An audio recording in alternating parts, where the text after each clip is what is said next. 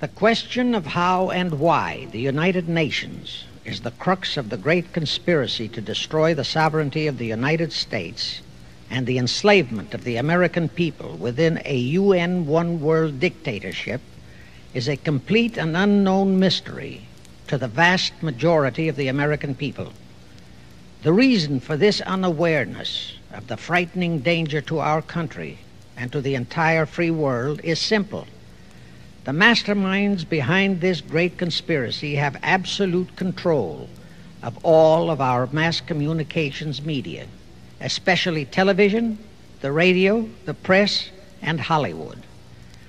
We all know that our State Department, the Pentagon, and the White House have brazenly proclaimed that they have the right and the power to manage the news, to tell us not the truth, but what they want us to believe. They have seized that power on orders from their masters of the great conspiracy. And the objective is to brainwash the people into accepting the phony peace bait to transform the United States into an enslaved unit of the United Nations one world government. First of all, bear in mind that the so-called UN police action in Korea, fought by the United States, in which 150,000 of our sons were murdered and maimed, was part of the plot, just as the undeclared by Congress war in Vietnam, in which our sons are dying, is part of the plot, just as the plot against Rhodesia and South Africa, in which our sons will be dying, is part of the UN plot. However, the vitally important thing for all Americans, all you mothers of the boys who died in Korea and are now dying in Vietnam, to know is that our so-called leaders in Washington, whom we elected to safeguard our nation and our Constitution, are the betrayers, and that behind them are a comparatively small group of men whose sole objective is to enslave the whole world of humanity in their satanic plot of one world government. Now, in order to give you a very clear picture of this satanic plot, I will go back to its beginning, clear back in the middle of the 18th century, and name the men who put that plot into action, and then bring you down to the present, today's status of that plot.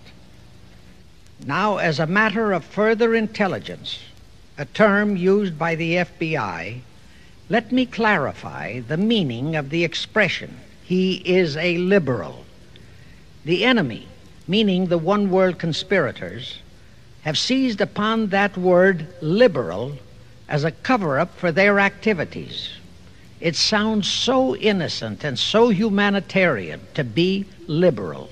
We'll make sure that the person who calls himself a liberal or is described as a liberal is not in truth a red. Now then, this satanic plot was launched back in the 1760s when it first came into existence under the name of the Illuminati. This Illuminati was organized by one Adam Weishaupt, born a Jew, who was converted to Catholicism and became a Catholic priest, and then, at the behest of the then newly organized House of Rothschild, defected and organized the Illuminati. Naturally, the Rothschilds financed that operation. And every war since then, beginning with the French Revolution, has been promoted by the Illuminati, operating under various names and guises. I say under various names and guises because after the Illuminati was exposed and became too notorious, Weishaupt and his co-conspirators began to operate under various other names. In the United States, immediately after World War I, they set up what they called the Council on Foreign Relations, commonly referred to as the CFR. And this CFR is actually the Illuminati in the United States. And its hierarchy, the masterminds in control of the CFR, to a very great extent are the descendants of the original Illuminati conspirators. But to conceal that fact, Most of them changed their original family names to American-sounding names. For example, the true name of the Dillons, Clarence and Douglas Dillon, once Secretary of the U.S. Treasury Department, is Lepowski. I'll come back to all this later. There is a similar establishment of the Illuminati in England, operating under the name of the British Institute of International Affairs. There are similar secret Illuminati organizations in France, Germany, and other nations operating under different names. And all these organizations, including the CFR, continuously set up numerous subsidiary or front organizations that are infiltrated into every phase of the various nations' affairs. But at all times, the operations of these organizations were and are masterminded and controlled by the internationalist bankers, who in turn were and are controlled by the Rothschilds. The details of how they accomplished the setting up of the CFR in the United States, as also in the other nations, are far too voluminous to be described in this dissertation. But you can find it complete in News Bulletin number 122, entitled UN is Spawn of the Illuminati, and News Bulletin number 123, entitled CFR Completely Unmasked as Illuminati.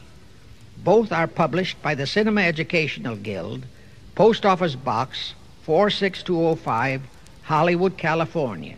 You can get them for 50 cents per copy by writing to that address. Those news bulletins reveal the names of the original founders of the Illuminati and the Americanized names of their descendants in the present CFR. Now I'll go back to the activities of the original Illuminati conspirators. As revealed in News Bulletin number 122, one branch of the Rothschild family had financed Napoleon. Another branch of the Rothschilds, both branches the real masterminds of the Illuminati, financed Britain, Germany, and the other nations in the Napoleonic Wars. Immediately after the Napoleonic Wars, the Illuminati assumed that all the nations were so destitute and so weary of wars that they'd be glad for any solution. So the Rothschild stooges set up what they called the Congress in Vienna, and at that meeting they tried to create the first League of Nations, their first attempted one world government, on the theory that all the crowned heads of the European governments were so deeply in debt to them that they would willingly or unwillingly serve as their stooges. But the Tsar of Russia caught the stench of the plot and completely torpedoed it. The enraged Nathan Rothschild, then the head of that dynasty, vowed that someday he or his descendants would destroy the Tsar and his entire family. And his descendants did accomplish that very threat in 1917. At this point, bear in mind that the Illuminati was not set up to operate on a short-range basis. Normally, a conspirator of any type enters into a conspiracy with the expectation of achieving his objective during his own lifetime. But that was not the case with the Illuminati. True, they hoped to accomplish their objective during their lifetime. But, paraphrasing The Show Must Go On, the Illuminati operates on the very long-range basis. Whether it will take scores of years or even centuries, they have dedicated their descendants to keep the plot boiling until they hope the conspiracy is achieved. Now let's go back to the birth of the Illuminati. Adam Weishaupt was a Jesuit-trained professor of canon law, teaching in Ingolstadt University when he defected from Christianity to embrace the Luciferian conspiracy. It was in 1770 that the professional moneylenders, the then recently organized House of Rothschild, retained him to revise and modernize the age-old protocols of Zionism, which from the outset was designed to give the synagogue of Satan, so named by Jesus Christ, ultimate world domination, so they could impose the Luciferian ideology upon what would remain of the human race after the final social cataclysm by use of satanic despotism. Weishaupt completed his task May 1st, 1776. Now you know why May 1 is the great day with all communist nations to this very day. That was the day, May 1, 1776, that Weishaupt completed his plan and officially organized the Illuminati to put the plan into execution.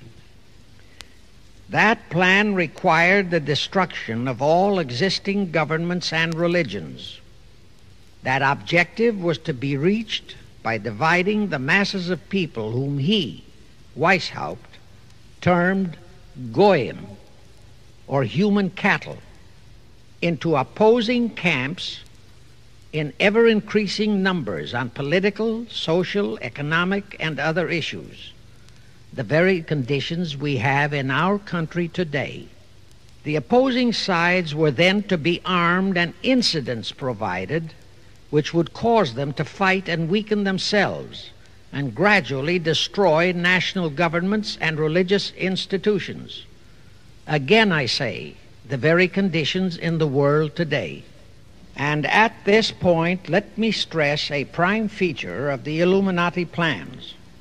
When and if their blueprint for world control, the protocols of the elders of Zion, is discovered and exposed, they would wipe all the Jews off the face of the earth in order to divert suspicions from themselves.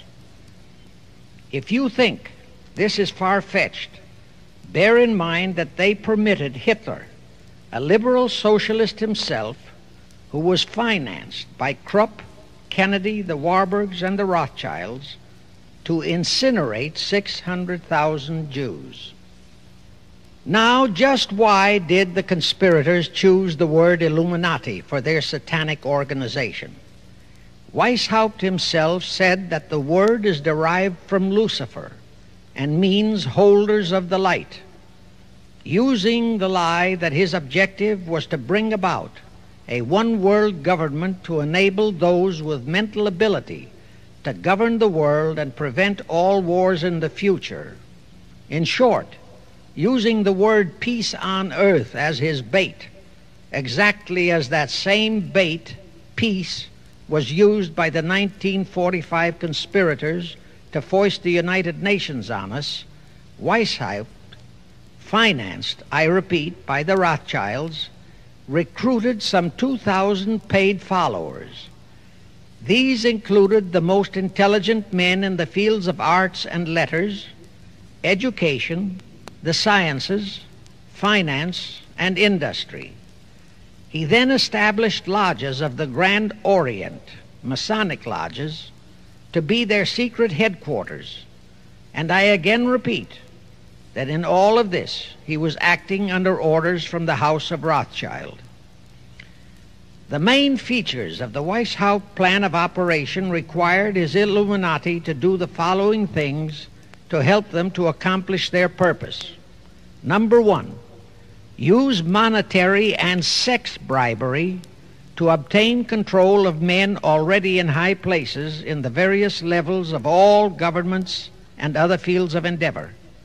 Once influential persons had fallen for the lies, deceits, and temptations of the Illuminati, they were to be held in bondage by application of political and other forms of blackmail, threats of financial ruin, public exposure and physical harm, even death, to themselves and loved members of their families.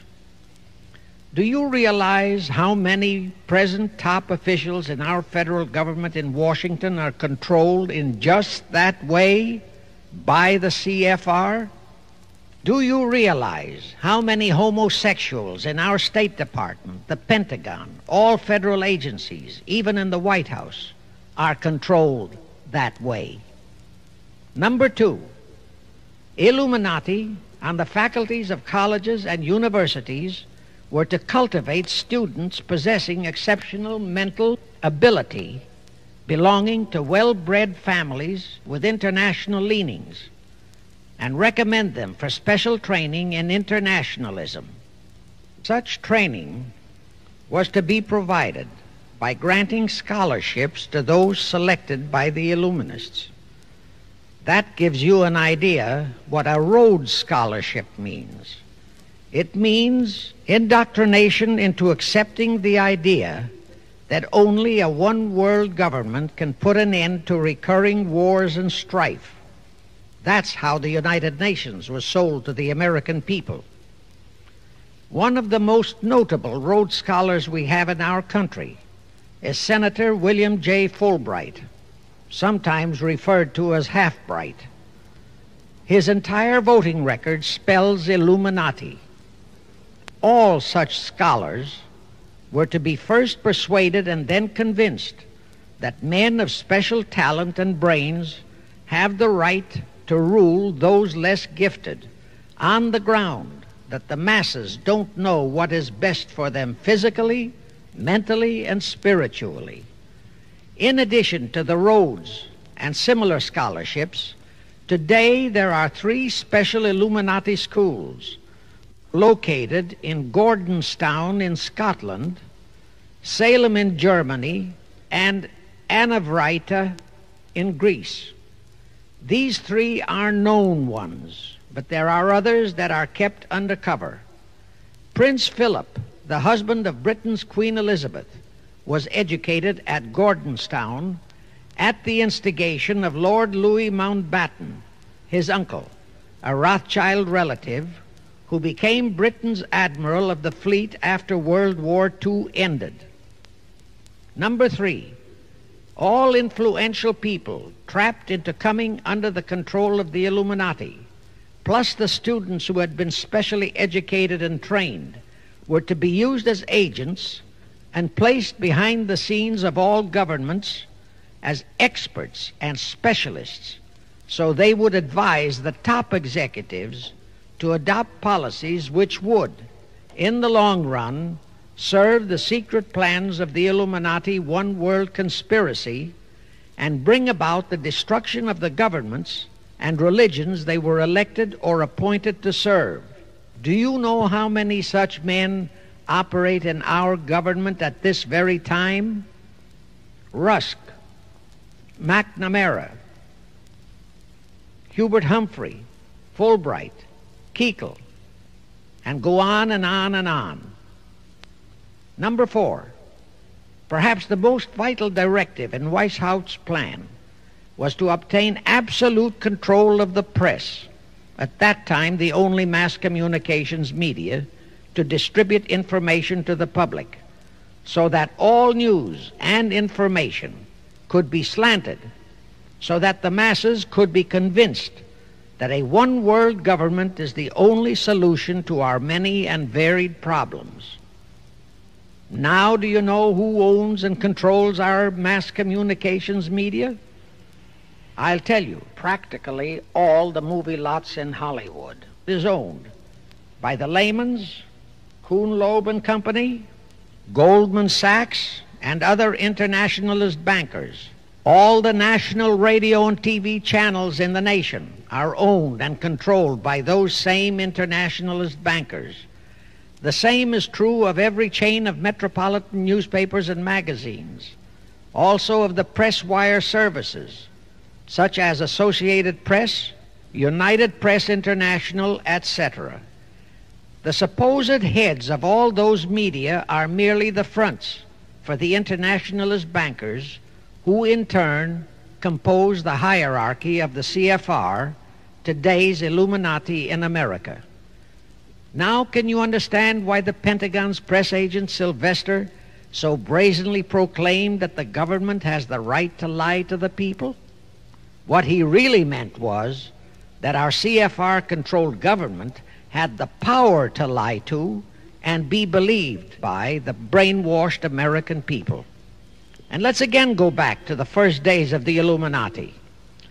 Because Britain and France were the 2 greatest world powers in the late years of the 18th century, Weishaupt ordered the Illuminati to foment the colonial wars, including our Revolutionary War, to weaken the British Empire and organize the French Revolution to destroy the French Empire.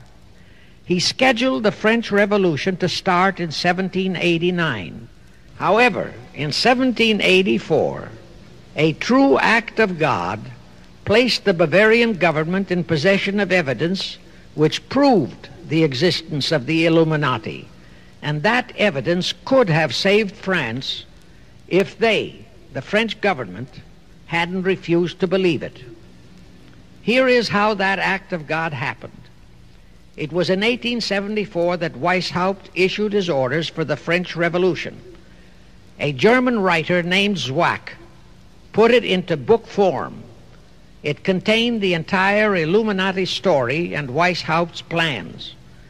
A copy of this book was sent to the Illuminists in France, headed by Robespierre, whom Weishaupt had delegated to foment the French Revolution. The courier was struck and killed by lightning as he rode through Ralestan on his way from Frankfurt to Paris. The police found the subversive documents on his body and turned them over to the proper authorities. After careful study of the plot, the Bavarian government ordered the police to raid Weishaupt's newly organized lodges of the Grand Orient and the homes of his most influential associates. All additional evidence thus discovered convinced the authorities the documents were genuine copies of the conspiracy by which the Illuminati planned to use wars and revolutions to bring about the establishment of a one-world government, the powers of which they, headed by the Rothschilds, intended to usurp as soon as it was established, exactly in line with the United Nations plot of today. In 1785, the Bavarian government outlawed the Illuminati and closed the lodges of the Grand Orient. In 1786, they published all the details of the conspiracy. The English title of that publication is The Original Writings of the Order and Sect of the Illuminati. Copies of the entire conspiracy were sent to all the heads of church and state in Europe.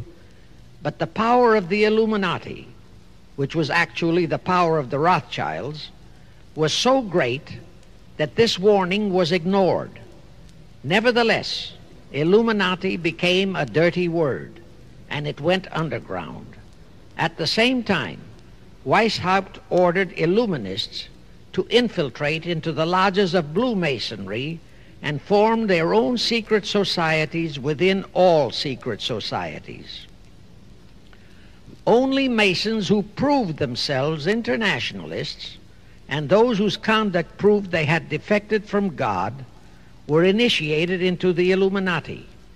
Thenceforth, the conspirators donned the cloak of philanthropy and humanitarianism to conceal their revolutionary and subversive activities. In order to infiltrate into Masonic lodges in Britain, Weishaupt invited John Robison over to Europe. Robison was a high-degree Mason in the Scottish Rite. He was a professor of natural philosophy at Edinburgh University and secretary of the Royal Society of Edinburgh. Robison did not fall for the lie that the objective of the Illuminati was to create a benevolent dictatorship, but he kept his reactions to himself so well that he was entrusted with a copy of Weishaupt's revised conspiracy for study and safekeeping. Anyway, because the heads of state and church in France were deluded into ignoring the warnings given them, the revolution broke out in 1789 as scheduled by Weishaupt. In order to alert other governments to their danger, in 1798 Robison published a book entitled Proof of a Conspiracy to Destroy All Governments and Religions. But his warnings were ignored, exactly as our American people have been ignoring all warnings about the United Nations and the Council on Foreign Relations, the CFR. Now here is something that will stun and very likely outrage many who hear this, but there is documentary proof that our own Thomas Jefferson and Alexander Hamilton became students of Weishaupt. Jefferson was one of Weishaupt's strongest defenders when he was outlawed by his government. And it was Jefferson who infiltrated the Illuminati into the then newly organized lodges of the Scottish Rite in New England. Here is the proof. In 1789, John Robeson warned all Masonic leaders in America that the Illuminati had infiltrated into their lodges. And on July 19, 1789, David Papin, president of Harvard University, issued the same warning to the graduating class and lectured them on the influence Illuminism was acquiring on American politics and religion. And to top it off, John Quincy Adams, who had organized the New England Masonic lodges, issued his warnings. He wrote 3 letters to Colonel William L. Stone, a top Mason, in which he exposed how Jefferson was using Masonic lodges for subversive, Illuministic purposes. Those 3 letters are at this very time in Rittenberg Square Library in Philadelphia. In short, Jefferson, founder of the Democratic Party, was a member of the Illuminati, which at least partly accounts for the condition of the party at this time. And through infiltrations of the Republican Party, we have exactly nothing of loyal Americanism today. That disastrous rebuff at the Congress at Vienna, created by the Tsar of Russia, did not by any means destroy the Illuminati conspiracy. It merely forced them to adopt a new strategy. Realizing that the one world idea was, for the moment, killed, the Rothschilds decided that to keep the plot alive, they'd have to do it by heightening their control of the money systems of the European nations. Earlier, by a ruse, the outcome of the Battle of Waterloo had been falsified. Rothschild had spread a story that Napoleon had won that battle. That had precipitated a terrific panic on the stock market in England. All stocks had plummeted down to practically zero, and Nathan Rothschild bought all the stocks for virtually a penny on its dollar values. That gave him complete control of the economy of Britain and virtually of all Europe. So immediately after that Congress in Vienna had boomeranged, Rothschild forced Britain to set up a new Bank of England, which he absolutely controlled. Exactly as later, through Jacob Schiff, he engineered our own Federal Reserve Act, which gave the House of Rothschild a secret control of the economy in the United States. But now for a moment, let's dwell on the activities of the Illuminati in the United States. In 1826, one Captain William Morgan decided it was his duty to inform all Masons and the general public what the full truth was regarding the Illuminati, their secret plans and intended objectives, also reveal the identities of the masterminds of the conspiracy. The Illuminati promptly tried Morgan in absentia and convicted him of treason. They ordered one Richard Howard, an English Illuminist, to carry out their sentence of execution as a traitor. Morgan was warned and he tried to escape to Canada, but Howard caught up with him near the border, near the Niagara Gorge to be exact, where he murdered him. This was verified in a sworn statement made in New York by one Avery Allen to the effect that he heard Howard render his report of the execution to a meeting of Knights Templars in St. John's Hall, New York. He also told how arrangements had been made to ship Howard back to England. That Allen affidavit is on record in New York City archives. Very few Masons and very few of the general public know that general disapproval over that incident of murder caused approximately half of all the Masons in the northern jurisdiction of the United States to secede. Copies of the minutes of the meeting held to discuss that matter are still in existence in safe hands, and that all that secrecy emphasizes the power of the masterminds of the Illuminati to prevent such terrible events of history from being taught in our schools.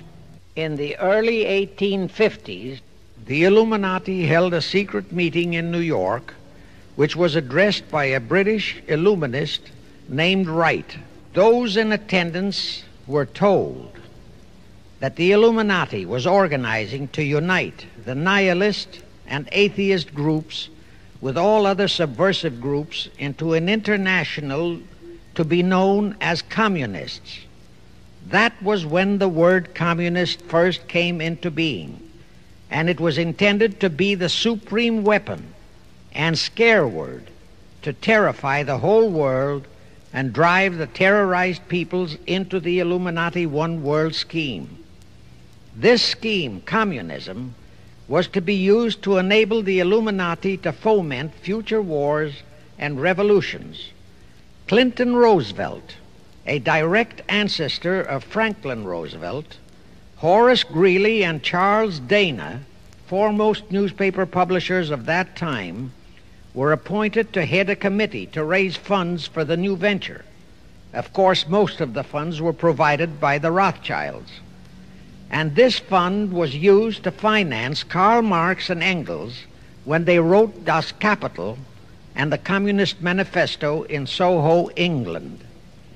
And this clearly reveals that communism is not a so-called ideology, but a secret weapon, a bogeyman word to serve the purpose of the Illuminati. Weishaupt died in 1830, but prior to his death he prepared a revised version of the age-old conspiracy, the Illuminati, which, under various aliases, was to organize, finance, direct, and control all international organizations and groups by working their agents into executive positions at the top. In the United States, we have Woodrow Wilson, Franklin Roosevelt, Jack Kennedy, Johnson, Rusk, McNamara, Fulbright, etc., as prime examples. In addition, while Karl Marx was writing the Communist Manifesto under the direction of one group of Illuminists, Professor Karl Ritter of Frankfurt University was writing the Antithesis under direction of another group. The idea was that those who direct the overall conspiracy could use the differences in those two so-called ideologies to enable them to divide larger and larger members of the human race into opposing camps so that they could be armed and then brainwashed into fighting and destroying each other, and particularly to destroy all political and religious institutions. The work Ritter started was continued after his death and completed by the German so-called philosopher Friedrich Wilhelm Nietzsche, who founded Nietzscheism.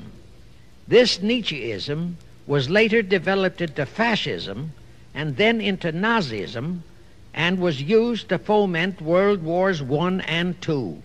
In 1834, the Italian revolutionary leader Giuseppe Mazzini was selected by the Illuminati to direct their revolutionary program throughout the world. He served in that capacity until he died in 1872. But some years before he died, Mazzini had enticed an American general named Albert Pike into the Illuminati. Pike was fascinated by the idea of a one-world government, and ultimately he became the head of this Luciferian conspiracy. Between 1859 and 1871, he, Pike, worked out a military blueprint for 3 world wars and various revolutions throughout the world, which he considered would forward the conspiracy to its final stage in the 20th century. Again, I remind that these conspirators were never concerned with immediate success. They always operated on a long-range view. Pike did most of his work in his home in Little Rock, Arkansas. But a few years later, when the Illuminati's lodges of the Grand Orient became suspect and repudiated because of Mazzini's revolutionary activities in Europe, Pike organized what he called the New and Reformed Palladian Rite. He set up 3 Supreme Councils, one in Charleston, South Carolina, one in Rome, Italy, and the 3rd in Berlin, Germany. He had Mazzini establish 23 subordinate councils in strategic locations throughout the world. These have been the secret headquarters of the world revolutionary movement ever since. Long before Marconi invented radio, the scientists in the Illuminati had found the means for Pike and the heads of his councils to communicate secretly. It was the discovery of that secret that enabled intelligence officers to understand how apparently unrelated incidents, one such as the assassination of an Austrian prince at Sarajevo, took place simultaneously throughout the world, which developed into a war or a revolution. Pike's plan was as simple as it has proved effective. It called for communism, Nazism, political Zionism, and other international movements be organized and used to foment 3 global world wars and at least 2 major revolutions. The First World War was to be fought so as to enable the Illuminati to destroy Tsarism in Russia, as vowed by Rothschild after the Tsar had torpedoed his scheme at the Congress in Vienna, and to transform Russia into a stronghold of atheistic communism. The differences stirred up by agents of the Illuminati between the British and German empires were to be used to foment this war. After the war would be ended, communism was to be built up and used to destroy other governments and weaken religions.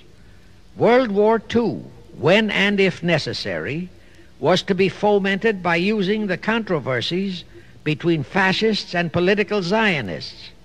And here let it be noted that Hitler was financed by Krupp, the Warburgs, the Rothschilds, and other internationalist bankers, and that the slaughter of the supposed 600,000 Jews by Hitler didn't bother the Jewish internationalist bankers at all.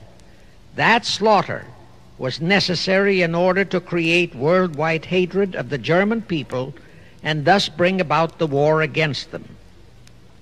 In short, this Second World War was to be fought to destroy Nazism and to increase the power of political Zionism so that the State of Israel could be established in Palestine. During this World War II, international communism was to be built up until it equaled in strength that of united Christendom. When it reached that point, it was to be contained and kept in check until required for the final social cataclysm. As we know now, Roosevelt, Churchill, and Stalin put that exact policy into effect, and Truman, Eisenhower, Kennedy, and Johnson continued that same exact policy. World War III is to be fomented by using the so-called controversies the agents of the Illuminati, operating under whatever new name, are now stirring up between the political Zionists and the leaders of the Muslim world. That war is to be directed in such a manner that all of Islam and political Zionism, Israel, will destroy each other, while at the same time the remaining nations, once more divided on this issue, will be forced to fight themselves into a state of complete exhaustion, physically, mentally, spiritually, and economically. Now, can any thinking person doubt that the intrigue now going on in the Near, Middle, and Far East is designed to accomplish that satanic objective? Pike himself foretold all this in a statement he made to Mazzini on August 15, 1871. Pike stated that after World War III is ended, those who will inspire to undisputed world domination will provoke the greatest social cataclysm the world has ever known. Quoting his own words, taken from the letter he wrote to Mazzini, and which letter is now catalogued in the British Museum in London, England, he said, "We shall unleash the nihilists and the atheists, and we shall provoke a great social cataclysm which in all its horror will show clearly to all nations the effect of absolute atheism, the origin of savagery and of most bloody turmoil.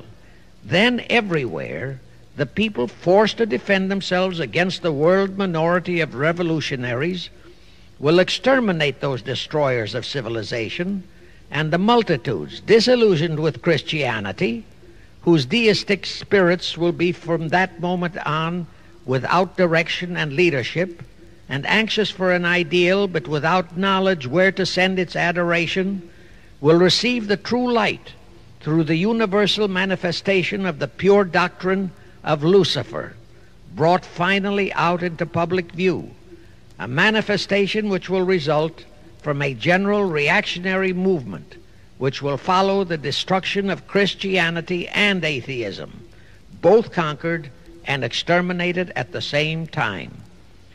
When Mazzini died in 1872, Pike made another Italian revolutionary leader named Adrian Lemmy his successor. Lemmy, in turn, was succeeded by Lenin and Trotsky, then by Stalin. The revolutionary activities of all those men were financed by British, French, German, and American international bankers, all of them dominated by the House of Rothschild. We are supposed to believe that the international bankers of today, like the money changers of Christ's day, are only the tools or agents of the great conspiracy, but actually they are the masterminds behind all of it. While the general public has been brainwashed by all the mass communications media into believing that communism is a movement of the so-called workers, the actual fact is that both British and American intelligence officers have authentic documentary evidence that international liberals operating through their international banking houses, particularly the House of Rothschild, have financed both sides in every war and revolution since 1776. Those who today comprise the conspiracy, the CFR in the United States, direct our governments, whom they hold in usury through such methods as the Federal Reserve System in America, to fight wars such as Vietnam, created by the United Nations, so as to further Pike's Illuminati plans to bring the world to that stage of the conspiracy when atheistic communism and the whole of Christianity can be forced into an all-out Third World War within each remaining nation, as well as on an international scale. The headquarters of the great conspiracy in the late 1700s was in Frankfurt, Germany, where the House of Rothschild had been established by Mayer Anschelm, who adopted the Rothschild name and linked together other international financiers who had literally sold their souls to the devil. After the Bavarian government's exposure in 1786, the conspirators moved their headquarters to Switzerland, then to London. Since World War II, after Jacob Schiff, the Rothschild's boy in America, died, the headquarters of the American branch has been in the Harold Pratt Building, New York, and the Rockefellers, originally protégés of Schiff, have taken over the manipulation of finances in America for the Illuminati. In the final phases of the conspiracy, the one world government will consist of the king dictator, head of the United Nations, the CFR, and a few billionaires, economists, and scientists who have proved their devotion to the great conspiracy.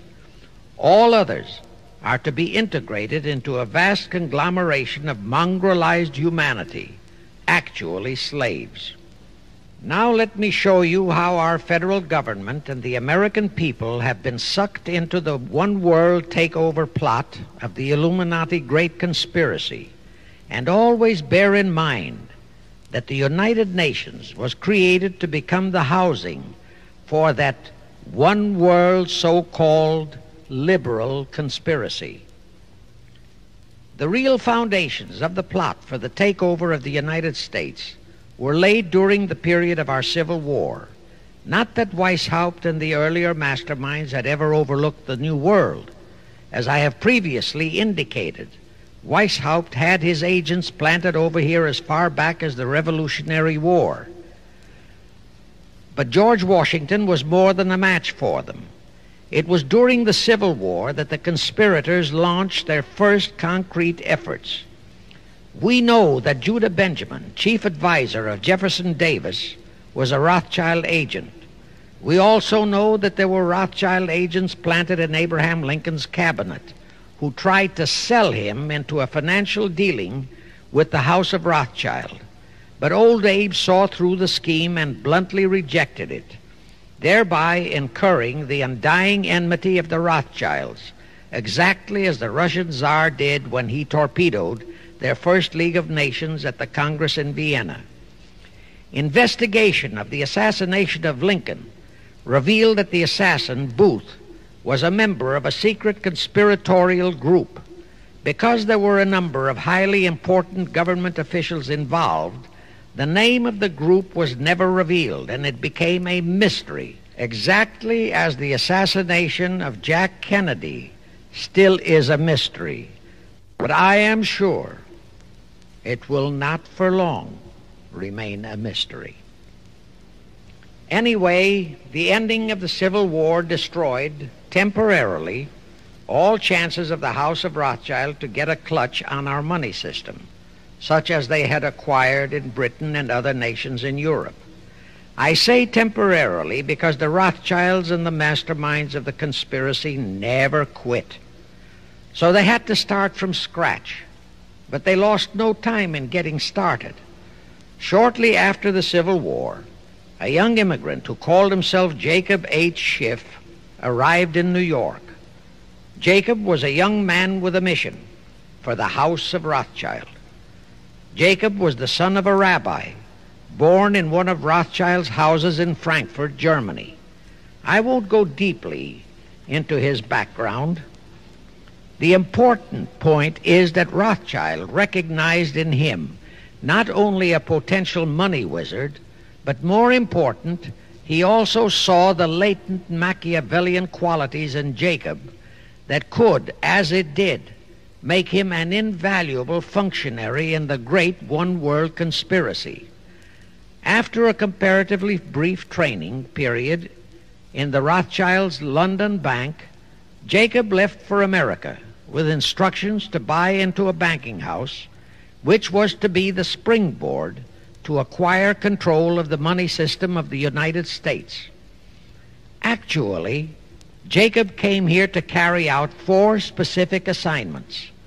Number 1, and most important, was to acquire control of America's money system. Number 2, find desirable men who, for a price, would be willing to serve as stooges for the great conspiracy and promote them into high places in our federal government, our Congress, in the U.S. Supreme Court, and all federal agencies. Number 3, create minority group strife throughout the nations, particularly between whites and blacks. Number 4, create a movement to destroy religion in the United States, but Christianity to be the chief target. Earlier, I stated that Jacob Schiff came to America with orders by Rothschild to carry out 4 specific directives. The first and most important one was to get control of the United States money system. Let's trace Schiff's step to accomplish that directive. As a first step, he had to buy into a banking house, but it had to be the kind of a house that he could absolutely control and mold for that primary objective of entrapping our U.S. money system. After carefully scouting around, Jacob bought a partnership in a firm that called itself Kuhn and Loeb. Like Schiff, Kuhn and Loeb were immigrants from German Jewish ghettos. They came to the United States in the mid-1840s. Both started their business careers as itinerant pack peddlers. In the early 1850s, they pooled their interests and set up a merchandising store in Lafayette, Indiana, under the firm name of Kuhn and Loeb, servicing the covered wagon settlers on their way west. In the years that followed, they set up similar stores in Cincinnati and St. Louis. Then they added pawnbroking to their merchandising pursuits. From that to money lending was a short and quick step. By the time Schiff arrived on the scene, Kuhn and Loeb was a well-known private banking firm, and this is the firm Jacob bought into. Shortly after he became a partner in Kuhn and Loeb, Schiff married Loeb's daughter, Teresa. Then he bought out Kuhn's interests and moved the firm to New York, and Kuhn and Loeb became Kuhn, Loeb and Company, international bankers, with Jacob Schiff, agent of the Rothschilds, ostensibly the sole owner. And throughout his career, this blend of Judas and Machiavelli, the first hierarch of the Illuminati, great conspiracy in America, posed as a generous philanthropist and a man of great holiness, the cover-up policy set forth by the Illuminati. As I have stated, the first great step of the conspiracy was to be the entrapment of our money system. To achieve that objective, Schiff had to get full cooperation of the then big banker elements in America, and that was easier said than done. Even in those years, Wall Street was the heart of the American money mart, and J.P. Morgan was its dictator. Next in line were the Drexels and the Biddles in Philadelphia. All the other financiers, big and little, danced to the music of those three houses, but particularly to that of Morgan. All of those three were proud, haughty, arrogant potentates. For the first few years, they viewed the little bewhiskered man from the German ghettos with utter contempt. But Jacob knew how to overcome that. He threw a few Rothschild bones to them, said bones being distribution in America of desirable European stock and bond issues. Then he discovered he had a still more potent weapon in his hands in the following. It was in the decades following our Civil War that our industries began to burgeon. We had great railroads to build. The oil, mining, steel, textile industries were bursting out of their swaddling clothes. All that called for vast financing. Much of that financing had to come from abroad. That meant the House of Rothschild, and that was when Schiff came into his own. He played a very crafty game. He became the patron saint of John D. Rockefeller, Edward R. Harriman, and Andrew Carnegie. He financed the Standard Oil Company for Rocky, the railroad empire for Harriman, and the steel empire for Carnegie. But instead of hogging all the other industries for Kuhn, Loeb and Company, he opened the doors of the House of Rothschild to Morgan, Biddle, and Drexel. In turn, Rothschild arranged the setting up of London, Paris, European, and other branches for those three, but always in partnerships with Rothschild subordinates. And Rothschild made it very clear to all those men that Schiff was to be the boss in New York. Thus, at the turn of the century, Schiff had a tight control of the entire banking fraternity on Wall Street, which by then, with Schiff's help, included Lehman Brothers, Goldman Sachs, and other internationalist banks, headed by men chosen by the Rothschilds. In short, that meant control of the nation's money powers, and he was then ready for the giant step, the entrapment of our national money system. Now, under our Constitution, all control of our money system is vested solely in our Congress.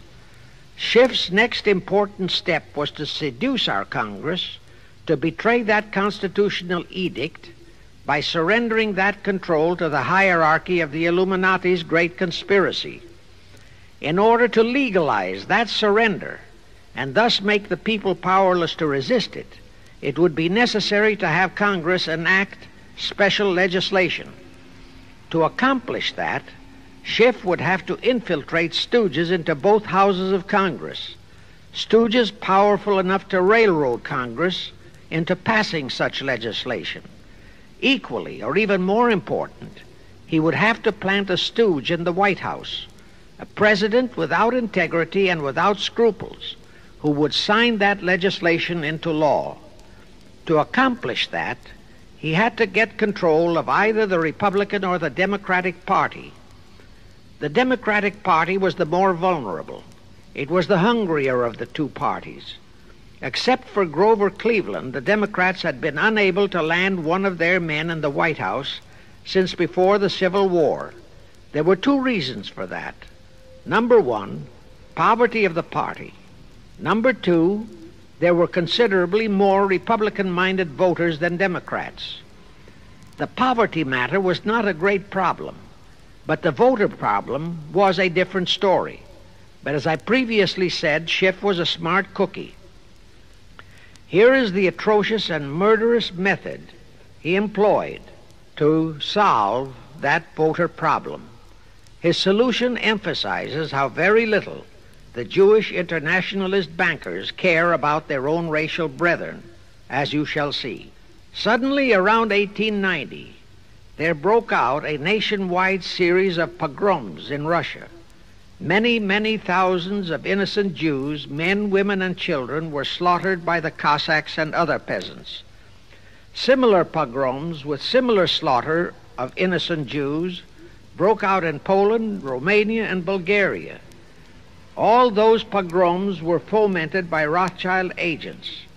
As a result, Jewish terrified refugees from all those nations swarmed into the United States, and that continued throughout the next 2 or 3 decades because the pogroms were continuous through all those years. All those refugees were aided by self-styled humanitarian committees set up by Schiff, the Rothschilds, and all the Rothschild affiliates. In the main, the refugees streamed into New York, but the Schiff-Rothschild humanitarian committees found ways to shuffle many of them into other large cities, such as Chicago, Boston, Philadelphia, Detroit, Los Angeles, etc.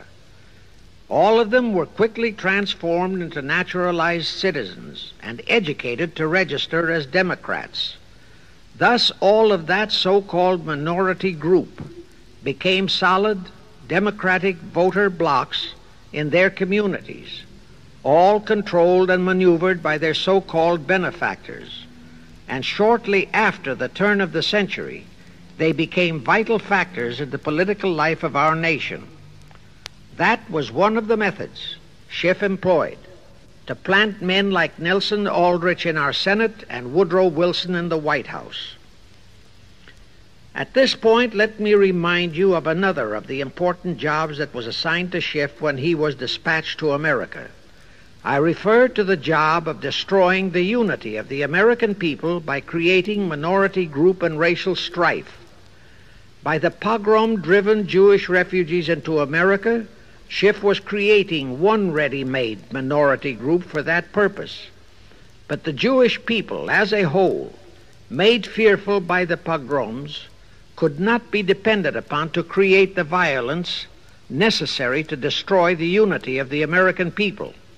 But right within America, there was an already made-to-order, although as yet a sleeping minority group, the Negroes, who could be sparked into so-called demonstrations, rioting, looting, murder, and every other type of lawlessness. All that was necessary was to incite and arouse them. Together, those two minority groups, properly maneuvered, could be used to create exactly the kind of strife in America the Illuminati would need to accomplish their objective. Thus, at the same time that Schiff and his co-conspirators were laying their plans for the entrapment of our money system, they were also perfecting plans to hit the unsuspecting American people with an explosive and terrifying racial upheaval that would tear the people into hate fractions and create chaos throughout the nation, especially on all college and university campuses. all protected by Earl Warren decisions and our so-called leaders in Washington. Of course, perfecting those plans required time and infinitely patient organizing.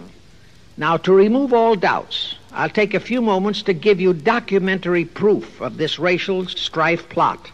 First of all, they had to create leaderships and organizations to draw in millions of dupes, both Jewish and Negroes, who would do the demonstrating and commit the rioting, looting, and lawlessness. So in 1909, Schiff, the Lamans, and other conspirators organized and set up the National Association for the Advancement of the Colored People, known as the NAACP. The presidents, directors, and legal counsels of the NAACP were always white men, Jews appointed by Schiff. And this is the case to this very day. Then, in 1913, the Schiff Group organized the Anti-Defamation League of the B'nai B'rith, commonly known as the ADL, to serve as the Gestapo and hatchet man outfit for the entire great conspiracy. Today, this sinister ADL maintains over 2,000 agencies in all parts of the country, and they advise and completely control every action of the NAACP, core of the Urban League, of all the other so-called Negro civil rights organizations throughout the nation, including such leaders as Martin Lucifer King, Stokely Carmichael, Bayard Rustin, and others of that ilk. In addition, the ADL acquired absolute control of the advertising budgets of many department stores, hotel chains, and TV and radio industrialist sponsors, also advertising agencies, in order to control practically all the mass communications media and force every loyal newspaper to slant and falsify the news, and to further incite and at the same time create sympathy for the lawlessness and violence of the Negro mobs. Here is documentary proof of the beginning of their deliberate plot to foment the Negroes into all their lawlessness. Around 1910, one Israel Zangwill wrote a play entitled The Melting Pot. It was sheer propaganda to incite the Negroes and Jews, because the play purportedly visualized how the American people were discriminating against and persecuting Jews and Negroes. At that time, nobody seemed to realize that it was a propaganda play. It was that cleverly written. The propaganda was well wrapped up in the truly great entertainment in the play, and it was a big Broadway hit. Now, in those years, the legendary diamond Jim Brady used to throw a banquet at the famous Delmonico restaurant in New York after the opening performance of a popular play. He threw such a party for the cast of The Melting Pot, its author, producer, and chosen Broadway celebrities. By then, I'd already made a personal mark on the Broadway theater and was invited to that party. There I met George Bernard Shaw and a Jewish writer named Israel Cohen. Zangwill, Shaw, and Cohen were the triumvirate who created the Fabian Society in England, and had worked closely with a Frankfurt Jew named Mordecai, who had changed his name to Karl Marx. But remember, at that time, both Marxism and communism were just emerging, and nobody paid much attention to either, and nobody suspected the propaganda in the writings of those three really brilliant writers. At that banquet, Israel Cohen told me he was then engaged in writing a book which was to be a follow-up on Zangwill's The Melting Pot. The title of his book was to be A Racial Program for the 20th Century. At that time, I was completely absorbed by my work as a playwright, and significant as that title was, its real objective never dawned on me, nor was I interested in reading the book. But it suddenly hit me with the force of a hydrogen bomb when I received a newspaper clipping of an item published by the Washington, D.C. Evening Star in May 1957. That item was a verbatim reprint of the following excerpt in Israel Cohen's book, A Racial Program for the 20th Century, and it reads, as I quote, "We must realize that our party's most powerful weapon is racial tension. By propounding into the consciousness of the dark races that for centuries they have been oppressed by the whites, we can mold them to the program of the Communist Party. In America, we will aim for subtle victory. While inflaming the Negro minority against the whites, we will instill in the whites a guilt complex for their exploitation of the Negroes. We will aid the Negroes to rise to prominence in every walk of life, in the professions and in the world of sports and entertainment. With this prestige, the Negro will be able to intermarry with the whites and begin a process which will deliver America to our cause."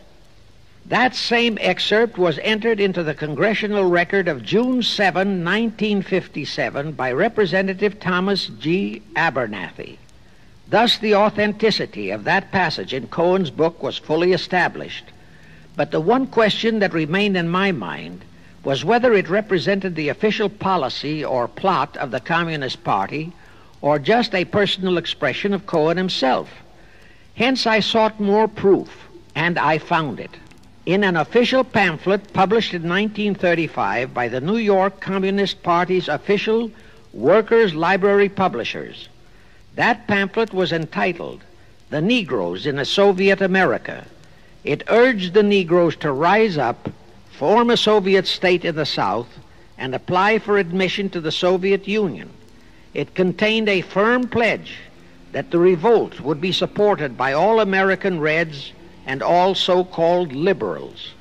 On page 38, it promised that a Soviet government would confer greater benefits to Negroes than to whites.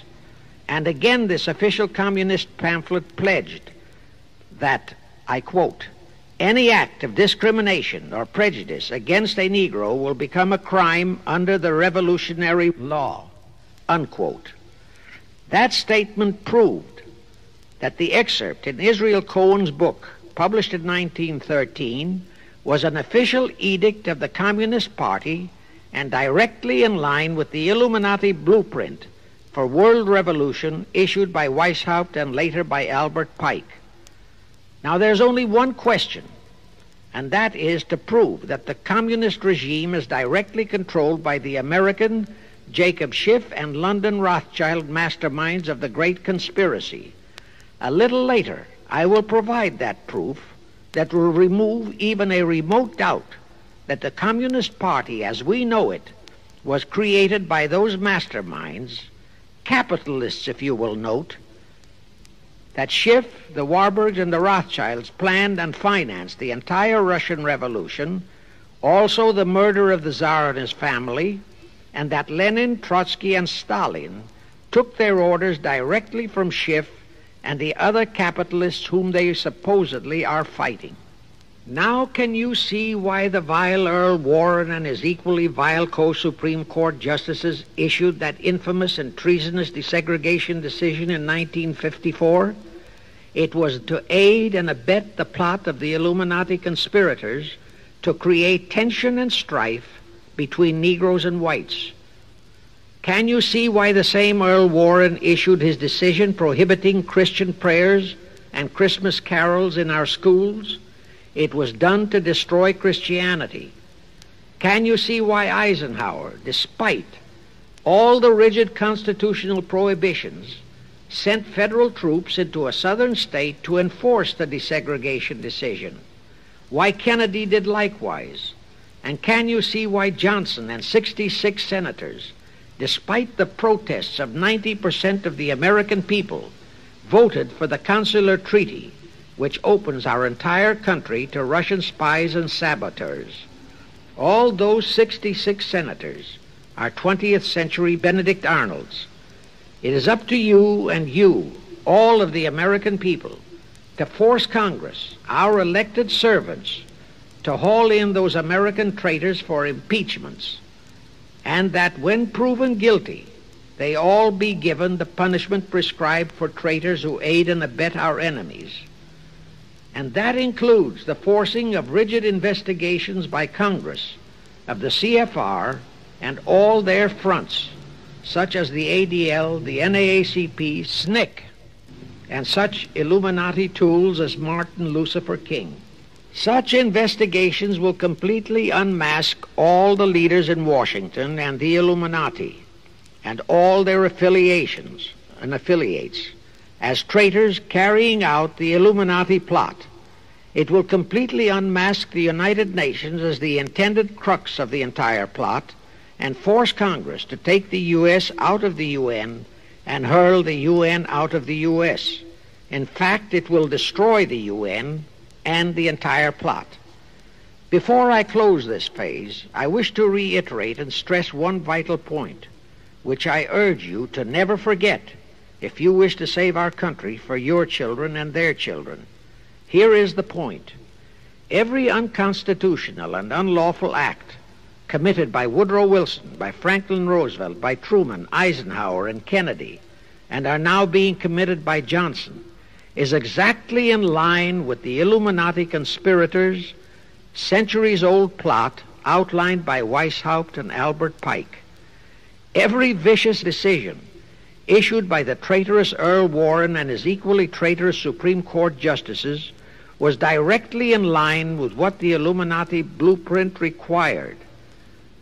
That all the treason committed by our State Department under Rusk and earlier by John Foster Dulles and Marshall, also all the treason committed by McNamara and his predecessors, is directly in line with that same Illuminati blueprint for the takeover of the world. Also the amazing treason by various members of our Congress, especially by the 66 senators who signed for the Consular Treaty, has been committed on orders from the Illuminati. Now I will go back to Jacob Schiff's entrapment of our money system and the treasonous actions that followed. It will also reveal the Schiff-Rothschild control of not only Karl Marx, but of Lenin, Trotsky, and Stalin, who created the revolution in Russia and set up the Communist Party. It was in 1908 that Schiff decided the time had come for his seizure of our money system.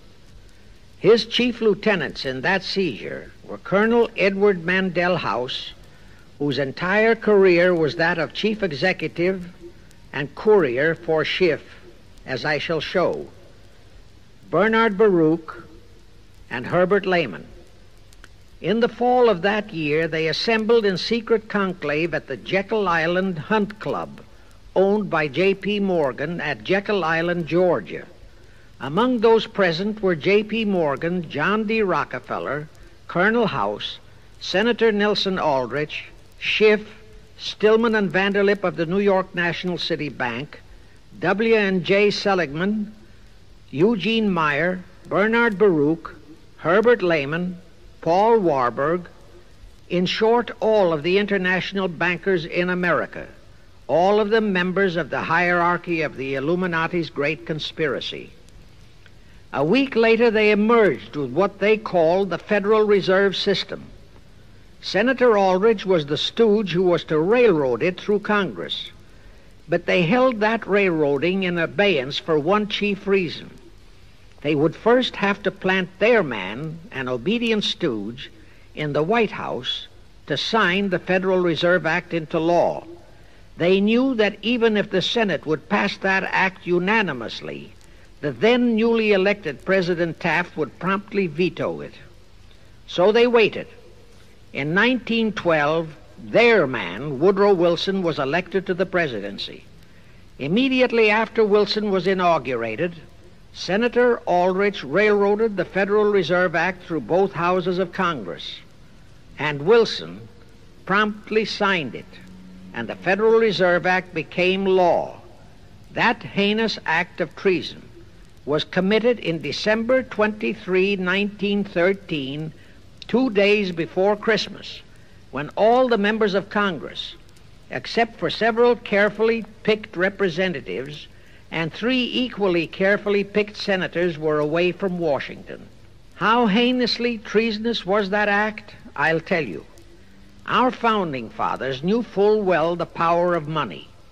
They knew that whoever had that power held the destiny of our nation in his hands. Therefore, they carefully guarded this power when they set forth in the Constitution that Congress, the elected representatives of the people, alone would have that power. The constitutional language on this point is brief, concise, and specific, stated in Article 1, Section 8, Paragraph 5, defining the duties and powers of Congress, and I quote, "To coin money, regulate the value thereof, and of foreign coin, and the standard of weights and measures," unquote. But on that tragic, unforgettable day of infamy, December 23, 1913, the men we sent to Washington to safeguard our interests, the representatives and senators and Woodrow Wilson, delivered the destiny of our nation into the hands of two aliens from Eastern Europe, Jacob Schiff and Paul Warburg. Warburg was a very recent immigrant who came here on orders from Rothschild for the express purpose of blueprinting that foul Federal Reserve Act. Now, the vast majority of the American people think that the Federal Reserve System is a United States government-owned agency. That is positively false.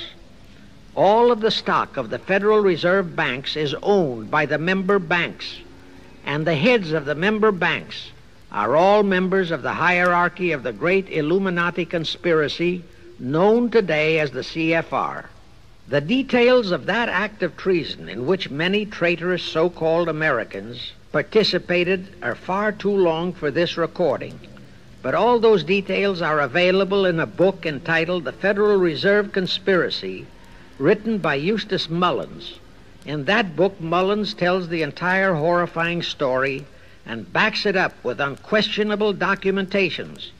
Aside from it being a truly fascinating and shocking story of that great betrayal, every American should read it as a matter of vital intelligence for the time when the whole American people will finally come awake and smash the entire conspiracy.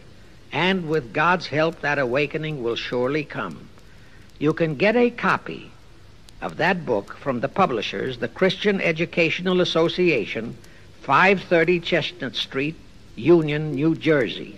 Now, if you think that those aliens and their by accident of birth American co-conspirators would be content with just the control of our money system, you're in for another very sad shock. The Federal Reserve System gave the conspirators complete control of our money system, but it in no way touched the earnings of the people, because the Constitution positively forbids what is now known as the 20% withholding tax. But the Illuminati blueprint for one-world enslavement called for the confiscation of all private property and control of individual earning powers. This, and Karl Marx stressed that feature in his blueprint, had to be accomplished by a progressive graduated income tax. As I stated, such a tax could not lawfully be imposed upon the American people. It is succinctly and expressly forbidden by our Constitution. Thus, only an amendment to the Constitution could give the federal government such confiscatory powers. Well, that too was not an insurmountable problem for our Machiavellian plotters. The same elected leaders in both houses of Congress and the same Mr. Woodrow Wilson, who signed the infamous Federal Reserve Act into law, amended the Constitution to make the federal income tax, known as the 16th Amendment, a law of the land. Both are illegal under our Constitution. In short, the same traitors signed both betrayals, the Federal Reserve Act and the 16th Amendment, into law.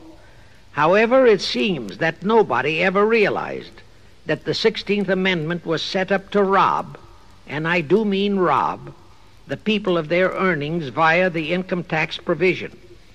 The plotters didn't fully use that provision until World War II, when that great humanitarian, Franklin Roosevelt, applied a 20% withholding tax on all small wage earners and up to 90% on higher incomes. Oh, of course, he faithfully promised that it would be only for the duration of the war. But what was a promise to such a charlatan who in 1940, when he was running for his third term, kept proclaiming, I say again and again and again that I will never send American boys to fight on foreign soil. Remember? He was proclaiming that even as he was already preparing to plunge us into World War II by enticing the Japanese into that sneak attack on Pearl Harbor to furnish him with his excuse. And before I forget, let me remind you that another charlatan named Woodrow Wilson used exactly that same campaign slogan in 1916. His slogan was, "Re-elect the man who will keep your sons out of the war." Exactly the same formula, exactly the same promises. But wait. As Al Jolson used to say, you ain't heard nothing yet. That 16th Amendment income tax trap was intended to confiscate, rob, the earnings only of the common herd, you and me. It was not intended to even touch the huge incomes of the Illuminati gang, the Rockefellers, the Carnegies, the Lehmans, and all the other conspirators. So together with that 16th Amendment, they created what they called the tax-free foundations. That would enable the conspirators to transform their huge wealth into such so-called foundations and avoid payment of virtually all income taxes. The excuse for it was that the earnings of those tax-free foundations would be devoted to humanitarian philanthropy. So we now have the several Rockefeller foundations, the Carnegie Endowment Fund, the Ford Foundation, the Mellon Foundation, and hundreds of similar tax-free foundations. And what kind of philanthropy do these foundations support? Well, they finance all the civil rights groups that are creating all the chaos and rioting all over the country. They finance the Martin Lucifer Kings. The Ford Foundation finances the Center for the Study of Democratic Institutions in Santa Barbara, commonly referred to as Moscow West, and which is headed by Wonderboy Hutchins, Walter Reuther, Irwin Canham, and others of that ilk.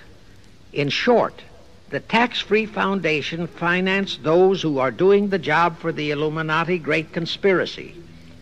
And what are the hundreds of billions of dollars they confiscate every year from the earnings of the common herd, you and me, used for? Well, for one thing, there's the foreign aid gimmick, which gave billions to communist Tito, plus gifts of hundreds of jet planes, many of which were turned over to Castro, plus the costs of training communist pilots so that they can the better shoot down our planes, billions to Red Poland, billions to India, billions to Sukarno, billions to other enemies of the United States. That's what that treasonously railroaded 16th Amendment has done to our nation, to the American people, to you and to me, to your children and their children. Our CFR Illuminati-controlled federal government can grant tax-free status to all foundations and pro-red one-world outfits, such as the Fund for the Republic. But if you, or a patriotic pro-organization, is too outspokenly pro-American, they can terrify and intimidate you by finding a misplaced comma in your income tax report and by threatening you with penalties, fines, and even prison.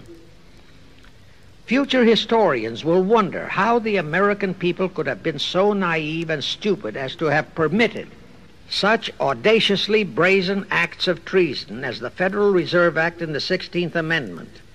Well, they were not naive and they were not stupid. The answer is they trusted the men they elected to safeguard our country and our people, and they just didn't have even an inkling about either betrayal until after each one had been accomplished. It was the Illuminati-controlled mass communications media that kept and is keeping our people naive and stupid and unaware of the treason being committed. Now the great question is, when will the people wake up and do to our traitors of today what George Washington and our founding fathers would have done to Benedict Arnold? Actually, Benedict Arnold was a petty traitor compared to our present traitors in Washington. Now let's go back to the events that followed the rape of our Constitution by the passage of the Federal Reserve Act of the 16th Amendment. With Wilson completely under their control, the masterminds of the great conspiracy put in motion their next and what they hoped would be their final steps to achieve their one-world government. The first of those steps was to be World War I. Why war? Simple. The only excuse for a one-world government is that it will supposedly ensure peace. The only thing that can make people cry for peace is war. War brings chaos, destruction, exhaustion, to winner as well as to loser. It brings economic ruin to both. Most important, it destroys the flower of the young manhood of both. To the saddened and heartbroken oldsters, the mothers and fathers, who are left with nothing but memories of their beloved sons, peace becomes worth any price. And that is the emotion upon which the conspirators depend for the success of their satanic plot. Throughout the 19th century, from 1814 to 1914, the world as a whole was at peace. Such wars as the Franco-Prussian, our own Civil War, the Russo-Japanese War, were what might be termed local disturbances that did not affect the rest of the world. All the great nations were prosperous, the peoples staunchly nationalistic and fiercely proud of their sovereignties. It was utterly unthinkable that the French and the German peoples would be willing to live under a one-world government, or the Turks and the Russians, or the Chinese and the Japanese. Even more unthinkable that a Kaiser Wilhelm or a Franz Joseph or a Tsar Nicholas or any monarch would willingly and meekly surrender his throne to a one-world government. But bear in mind that the peoples in all nations are the real power, and only one thing, war, could make the peoples yearn and clamor for a peace-ensuring one-world government. But it would have to be a frightful and horribly devastating war. It could not be just a local disturbing war between just two nations. It would have to be a world war. No major nation must be left untouched by the horrors and devastation of such a war. The cry for peace must be made universal. Actually, that was the format set by the Illuminati and Nathan Rothschild at the turn of the 19th century. They first maneuvered all of Europe into the Napoleonic Wars. Then the Congress in Vienna, which they, and particularly Rothschild, planned to transform into a League of Nations, which was to have been the housing for their one-world government, exactly as the present United Nations was set up to be the housing for the forthcoming, God forbid, one-world government. Anyway, that was the format the House of Rothschild and Jacob Schiff decided to employ to achieve their objective in 1914. Of course, they knew that that same format had failed in 1814, but they theorized that was only because the Tsar of Russia had torpedoed that scheme. Well, the present 1914 conspirators would eliminate that 1814 fly in the ointment. They'd make sure that after the New World War, they were conspiring, there'd be no Tsar of Russia around to throw monkey wrenches into the machinery. I won't go into how they accomplished this first step to launch a world war. History records that World War I was precipitated by a trivial incident, the kind of incident both Weishaupt and Albert Pike had incorporated in their blueprints. That incident was the assassination of an Austrian archduke, arranged by the Illuminati masterminds. The war followed. It involved Germany, Austria-Hungary, and their allies, so-called the Axis powers, against France, Britain, and Russia, called the Allies. Only the United States was not involved during the first 2 years. By 1917, the conspirators had achieved their primary objective. All of Europe was in a state of destitution. All the peoples were war-weary and crying for peace. And the outcome, too, was all set. It was to come as soon as the United States would be hurled in on the side of the Allies. And that was all set to happen immediately after Wilson's re-election. After that, there could be only one outcome: complete victory for the Allies. To fully confirm my statement that long before 1917, the conspiracy headed in America by Jacob Schiff had it all set to hurl the United States into that war, I will cite the proof. When Wilson was campaigning for re-election in 1916, his chief appeal was, "Re-elect the man who will keep your sons out of the war." But during that same campaign, the Republican Party publicly charged that Wilson had long committed himself to throw us into the war. They charged that if he would be defeated, he would accomplish that act during his few remaining months in office. But if re-elected, he would hold off until after re-election. But at that time, the American people looked upon Wilson as a God-man. Well, Wilson was re-elected, and as per the schedule of the conspirators, he hurled us into the war in 1917. He used the sinking of the Lusitania as an excuse, a sinking which also was prearranged. Roosevelt, also a God-man in the eyes of the American people, followed the same technique in 1941 when he used the prearranged Pearl Harbor attack as his excuse for hurling us into World War II. Now, exactly as the conspirators planned, victory for the Allies would eliminate all the monarchs of the defeated nations and leave all their peoples leaderless, confused, bewildered, and perfectly conditioned for the one world government the great conspiracy intended would follow. But there still would be an obstacle, the same obstacle that had balked the Illuminati and Rothschild at that Congress in Vienna peace gathering after the Napoleonic Wars. Russia would be on the winning side this time, as it was in 1814. Therefore, the Tsar would be securely on his throne. Here it is pertinent to note that Russia, under the Tsarist regime, had been the one country in which the Illuminati had never made any headway, nor had the Rothschilds ever been able to infiltrate their banking interests. Thus, a winning Tsar would be more difficult than ever to cope with.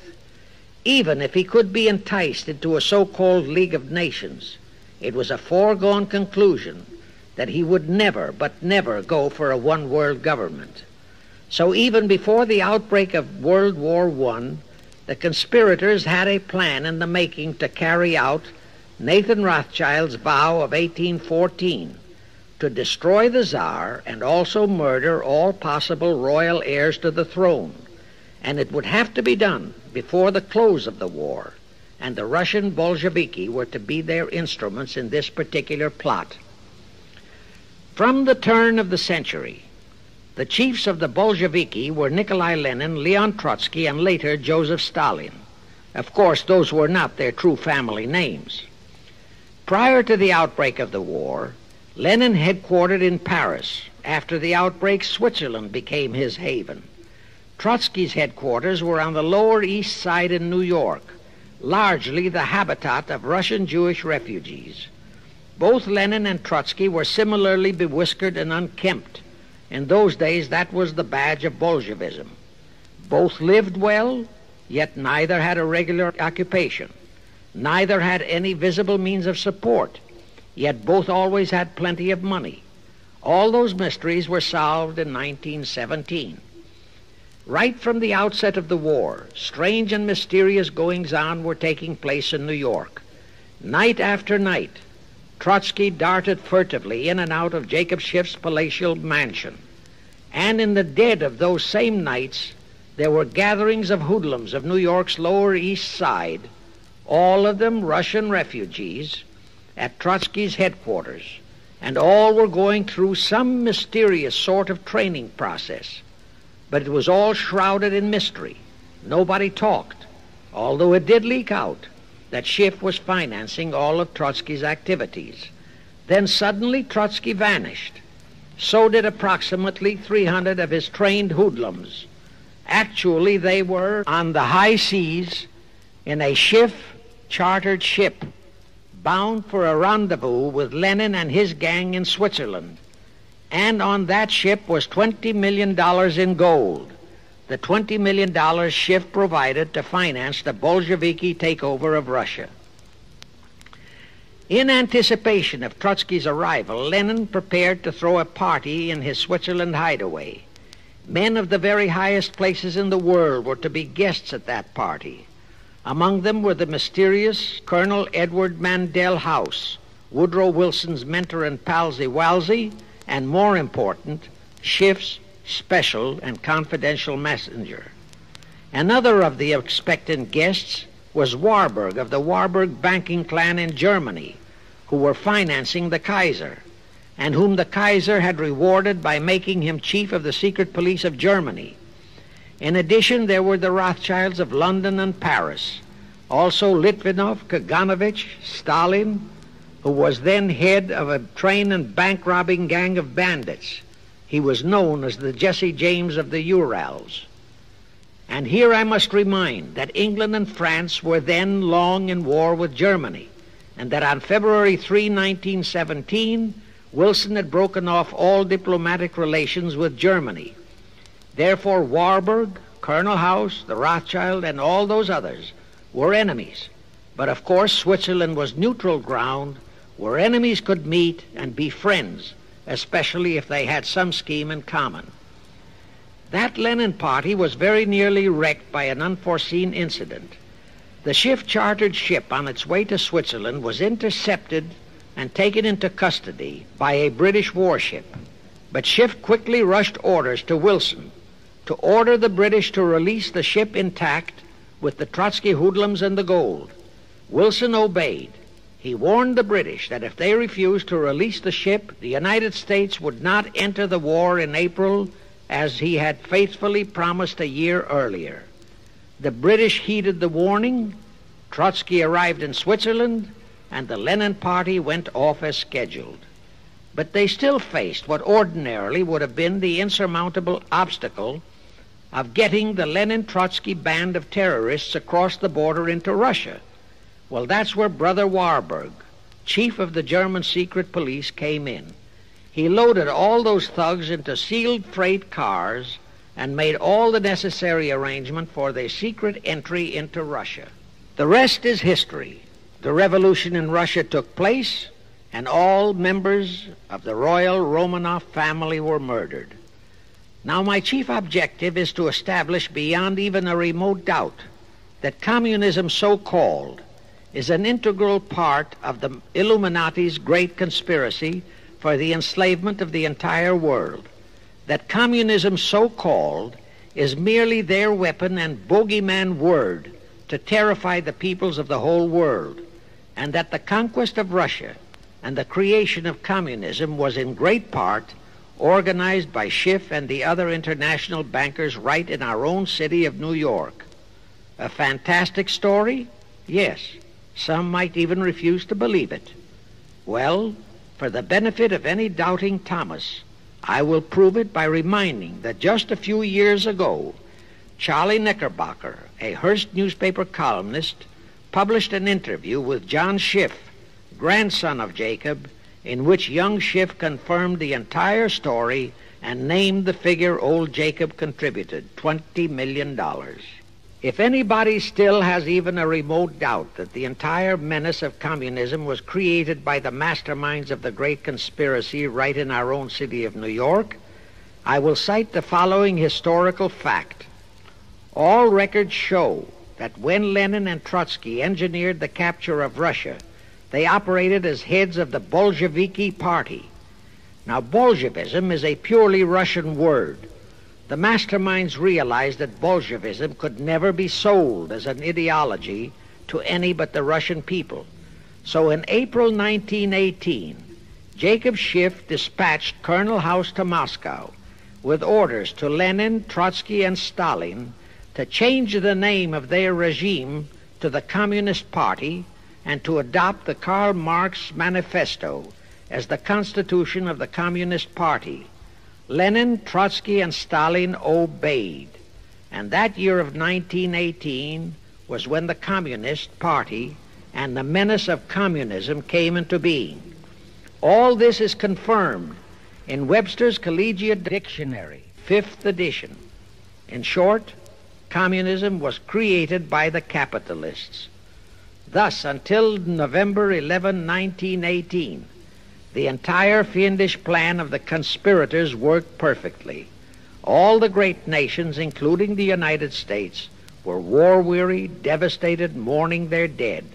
Peace was the great universal desire. Thus, when it was proposed by Wilson to set up a League of Nations to ensure peace, all the great nations, with no Russian Tsar to stand in their way, jumped on that bandwagon without even stopping to read the fine print in that insurance policy. That is, all but one, the United States, the very one that Schiff and his co-conspirators least expected would balk. And that was their one fatal mistake in that early plot.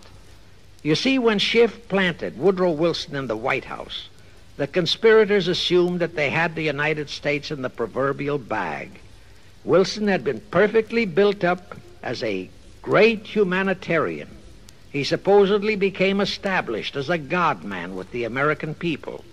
There was every reason for the conspirators to have believed that he would easily hornswoggle Congress into buying the League of Nations sight unseen, exactly as the Congress of 1945 bought the United Nations sight unseen.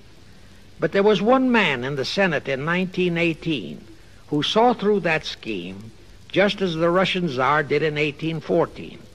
He was a man of great political stature, almost as great as that of Teddy Roosevelt, and fully as astute.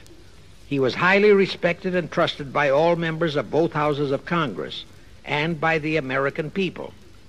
The name of that great and patriotic American was Henry Cabot Lodge, not the phony of today who called himself Henry Cabot Lodge, Jr. until he was exposed. Lodge completely unmasked Wilson and kept the United States out of the League of Nations. Here it becomes of great interest to know the real reason for the Wilson League of Nations flop. As I previously stated, Schiff was sent to the United States to carry out 4 specific assignments. Number 1, and most important, was to acquire complete control of the U.S. money system. Number 2, as outlined in the original Weishaupt Illuminati blueprint, he was to find the right kind of men to serve as stooges for the great conspiracy and promote them into the highest offices in our federal government, our Congress, our U.S. Supreme Court, and all federal agencies, such as the State Department, the Pentagon, the Treasury Department, etc. Number 3, destroy the unity of the American people by creating minority group strife throughout the nation, especially between the whites and blacks as outlined in Israel Cohen's book. Number 4, create a movement to destroy religion in the United States, with Christianity to be the chief target or victim. In addition, he was strongly reminded of the imperative directive in the Illuminati blueprint to achieve full control of all mass communications media, to be used to brainwash the people into believing and accepting all of the maneuverings of the great conspiracy. Schiff was warned that only control of the press, at that time our only mass communications media, would enable him to destroy the unity of the American people. Now then, Schiff and his co-conspirators did set up the NAACP, the National Association for the Advancement of the Colored People, in 1909. And in 1913 he set up the Anti-Defamation League of the B'nai B'rith. Both were to create the necessary strife. But in the early years, the ADL operated very timidly, perhaps for fear of a pogrom-like action by an aroused and enraged American people.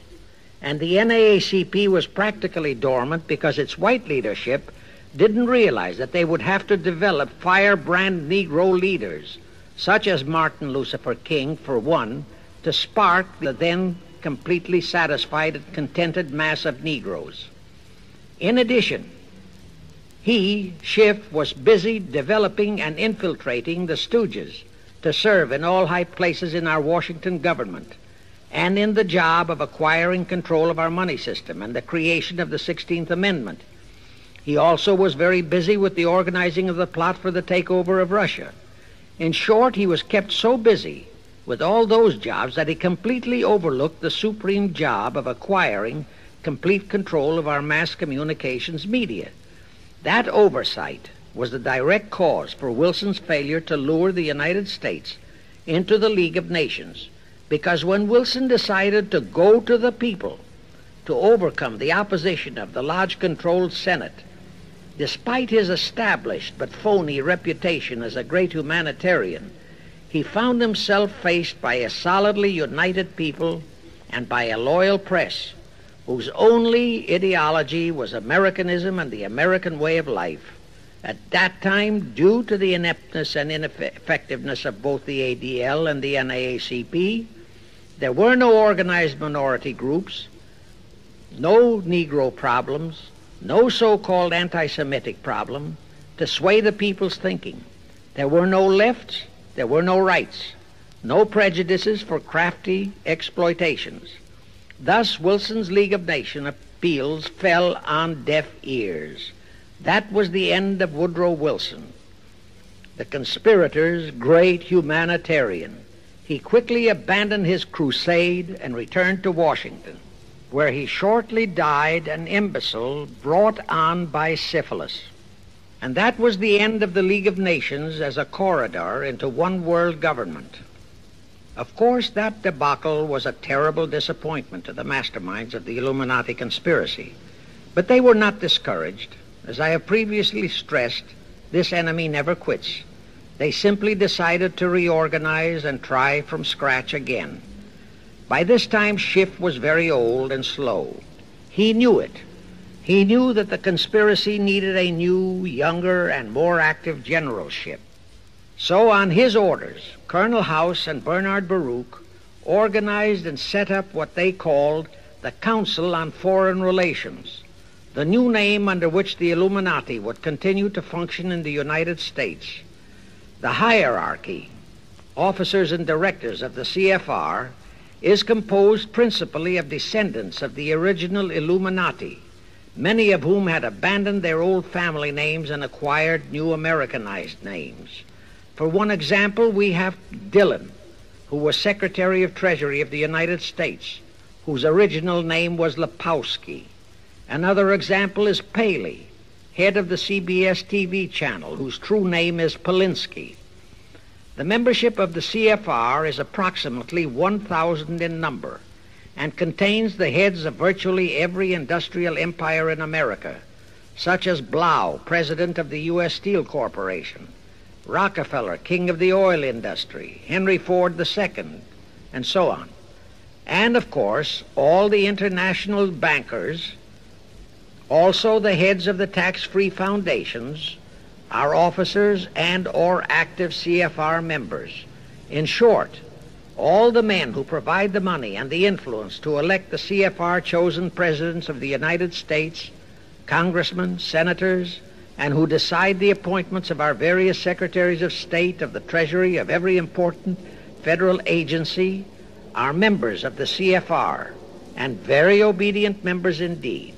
Now, just to cement that fact, I will mention the names of a few of the United States presidents who were members of the CFR. Franklin Roosevelt, Herbert Hoover, Dwight D. Eisenhower, Jack Kennedy. Others who were considered for the presidency are Thomas E. Dewey, Adlai Stevenson, Nixon, and Vice President of a CFR subsidiary, Barry Goldwater. Among the important cabinet members of the various administrations, we have John Foster Dulles, Allen Dulles, Cordell Hull, John J. McCloy, Morgenthau, Clarence Dillon, Rusk, McNamara, and just to emphasize the red color of the CFR, we have as members such men as Alger Hiss, Ralph Bunche, Pasvolsky, Harry Dexter White, real name Weiss, Owen Lattimore, Philip Jeffy, etc., etc. Simultaneously, they were flooding thousands of homosexuals and other blackmailable characters into all the federal agencies from the White House down. Remember Johnson's great friend Jenkins and Bobby Baker? Now, there were many jobs the new CFR had to accomplish. They required much help. So their first job was to set up various subsidiaries to whom they assigned special objectives. I can't name all the subsidiaries in this recording, but the following are a few. The Foreign Policy Association, FPA, the World Affairs Council, WAC, the Business Advisory Council, BAC, the notorious ADA, Americans for Democratic Action, virtually headed by Walter Reuther, the notorious 1313 in Chicago. Barry Goldwater was, and no doubt still is, a vice president of one of the CFR subsidiaries. In addition, the CFR set up special committees in every state in the Union, to whom they assigned the various local state operations. Simultaneously, the Rothschilds set up similar CFR-like control groups in England, France, Germany, and other nations to control world conditions and cooperate with CFR to bring about another world war. But the CFR's first and foremost job was to get complete control of our mass communications media. The control of the press was assigned to Rockefeller. Thus, Henry Luce, who recently died, was financed to set up a number of national magazines, among them Life, Time, Fortune, and others, which publish USSR in America. The Rockefellers also directly or indirectly financed the Cowles Brothers Look magazine and a chain of newspapers. They also financed a man named Sam Newhouse to buy up and build a chain of newspapers all over the country. And the late Eugene Meyer, one of the founders of CFR, bought the Washington Post, Newsweek, the weekly magazine, and other publications. At the same time, CFR began to develop and nurture a new breed of scurrilous columnists and editorial writers, such as Walter Lippmann, Drew Pearson, the Alsops, Herbert Matthews, Irwin Canham, and others of that ilk, who called themselves liberals, who proclaimed that Americanism is isolationism, that isolationism is warmongerism, that anti-communism is anti-Semitism and racism. All that took time, of course, but today our entire press, except for some local small-town papers and weeklies published by patriotic organizations, is completely controlled by CFR stooges, and thus they finally succeeded in breaking us up into a nation of quarreling, wrangling, squabbling, hating factions. Now, if you still wonder about the slanted news and outright lies you read in your paper, you have the answer. To the Lehmans, Goldman Sachs, Kuhn Loeb, and the Warburgs, the CFR assigned the job of getting control of the motion picture industry, Hollywood, radio and television, and believe you me, they succeeded. If you still wonder about the strange propaganda broadcasts by the Ed Murrows, Chet Huntley, Howard K. Smith, Eric Severide, Drew Pearson, and others of that ilk, you have the answer.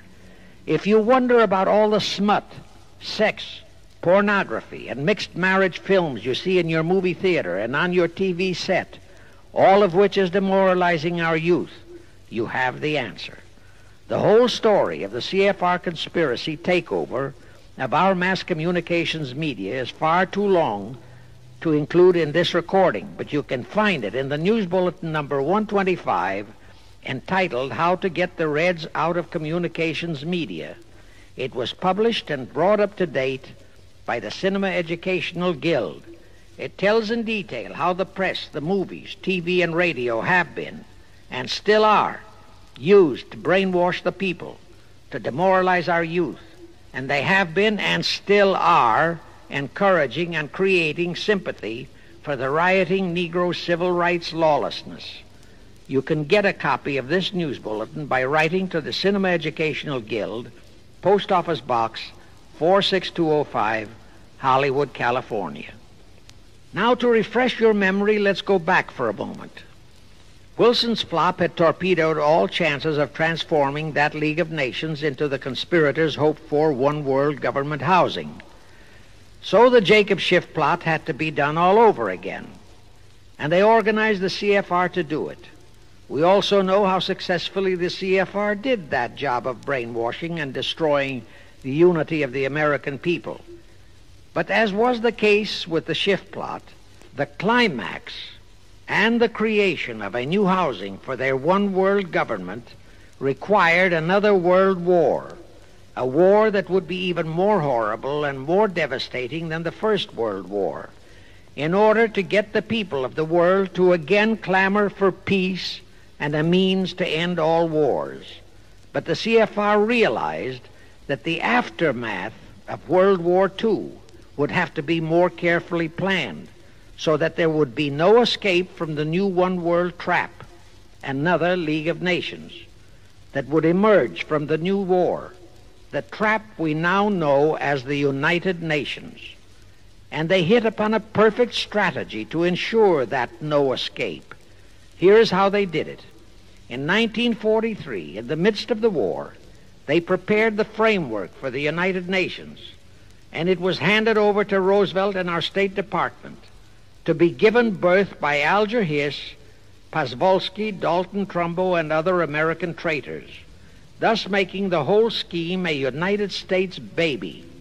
Then, to fix our parenthood, New York City was to become the nursery for the monstrosity. After that, we could hardly walk out on our own baby, now could we? Anyway, that's how the conspirators figured it would work, and so far it has. And the liberal Rockefeller donated the land for the United Nations building. The United Nations Charter was written by Alger Hiss, Pozwalski, Dalton Trumbo, and other CFR stooges. A phony so-called UN conference was set up in San Francisco in 1945. All the so-called representatives of 50-odd nations gathered there, promptly signed the charter, and the despicable traitor Alger Hiss flew to Washington with it, elatedly submitted it to our Senate, and the Senate, elected by our people to safeguard our security, signed the charter without so much as reading it. The question is, how many of our senators were even then traitorous stooges of the CFR? Anyway, it was thus that the people accepted the United Nations as a holy of holies and enabled traitor Earl Warren to virtually destroy our Constitution by basing all his traitorous decisions on the UN Charter, thus making that charter virtually our law of the land. However, for all the dirty work that had to be done to solidify the UN, the new housing of the one world plot, they still required the aid of our leaders in Washington. So now I will emphasize the fiendish cleverness of the CFR masterminds. To the vast majority of the American people, our foreign policy for many years has been a complete enigma. Most of us simply can't understand why this great nation is seemingly floundering so helplessly in the art of diplomacy. We can't understand why our leaders are seemingly so confused and bewildered in all their dealings with Moscow, France, and other nations, and with the UN. We always hear them proclaiming that in view of our overwhelming economic and military superiority, we must always lead from strength. Yet at all the summit meetings and conferences, they cringe and stammer and stutter, and so to speak, come out with their tails between their hind legs. We can't understand the foreign aid to Tito, an avowed enemy, to Poland, an avowed enemy, to all the avowed communist nations. We can't understand why the expenditure of hundreds of billions of dollars has failed to slow down, let alone stop, the march of communism. We are perplexed by the seeming ineptness of the State Department, the Defense Department, the CIA, the USIA, of all our federal agencies. Again and again and again we have been startled, shocked, bewildered, and horrified by their mistakes in Berlin, in Korea, in Laos, in Katanga, in Cuba, in Vietnam. Mistakes that always favor the enemy, never the United States. Under the law of averages, they should have made at least one or two mistakes in our favor, but they never did. What's the answer? The answer is the CFR and the parts played by their subsidiaries and stooges in Washington. Thus, we know that complete control of our foreign relation policy is the key to the success of the entire Illuminati One World plot. Here is the further proof. Earlier, I fully established that Schiff and his gang had financed the Lenin-Trotsky-Stalin takeover of Russia and fashioned its communist regime into becoming their chief instrument to keep the world in turmoil and to finally terrorize all of us into seeking peace in a UN One World government. But the conspirators knew that the Moscow gang could not become such an instrument until and unless the whole world would accept the communist regime as the legitimate, de jure government of Russia. Only one thing could accomplish that: recognition by the United States. The conspirators figured that the whole world would follow our lead, and that's when the Wilson flop very nearly wrecked the entire plot. Throughout the following 3 Republican administrations, the CFR pulled every trick in their bag to induce Harding, Coolidge, and Hoover to grant that recognition, but all 3 refused. As a result, in the late 1920s, the Stalin regime was in dire straits. Despite all purges and secret police controls, the Russian people were growing more and more restive. It is a matter of record, admitted by Litvinov, that during 1931 and 1932, Stalin and his whole gang were always packed and ready for instant flight. Then in November 1932, the conspirators achieved their greatest coup. They landed Franklin Roosevelt in the White House. Crafty, unscrupulous, utterly without conscience, that charlatan traitor turned the trick for them. Without even asking consent of Congress, he unlawfully proclaimed recognition for the Stalin regime. That did it. And exactly as the conspirators figured, the whole world did follow our lead. Automatically, that squelched the previously growing resistance movement of the Russian people. That automatically launched the greatest menace the civilized world has ever known. The rest is too well known to need repeating. We know how Roosevelt and his traitorous State Department kept building up the communist menace right here in our own country, and thus throughout the world. We know how he perpetrated that Pearl Harbor atrocity for his excuse to hurl us into World War II. We know all about his secret meetings with Stalin at Yalta and how he, with Eisenhower's help, delivered the Balkans and Berlin to Moscow. And last, but by no means least, we know that 20th century Benedict Arnold not only dragged us into that new corridor, the United Nations, into one world government, but actually schemed all the arrangements to plant it within our country. In short, the day that Roosevelt entered the White House, the CFR conspirators regained full control of our foreign relations machinery and firmly established the United Nations as the housing for the Illuminati One World government. I wish to stress one other very vital point. That Wilson League of Nations flop brought Schiff and his gang to the realization that control of just the Democratic Party was not enough. True, they could create a crisis during the Republican administration, as they did in 1929 with their Federal Reserve manufactured crash and depression, which would bring another Democrat stooge back into the White House.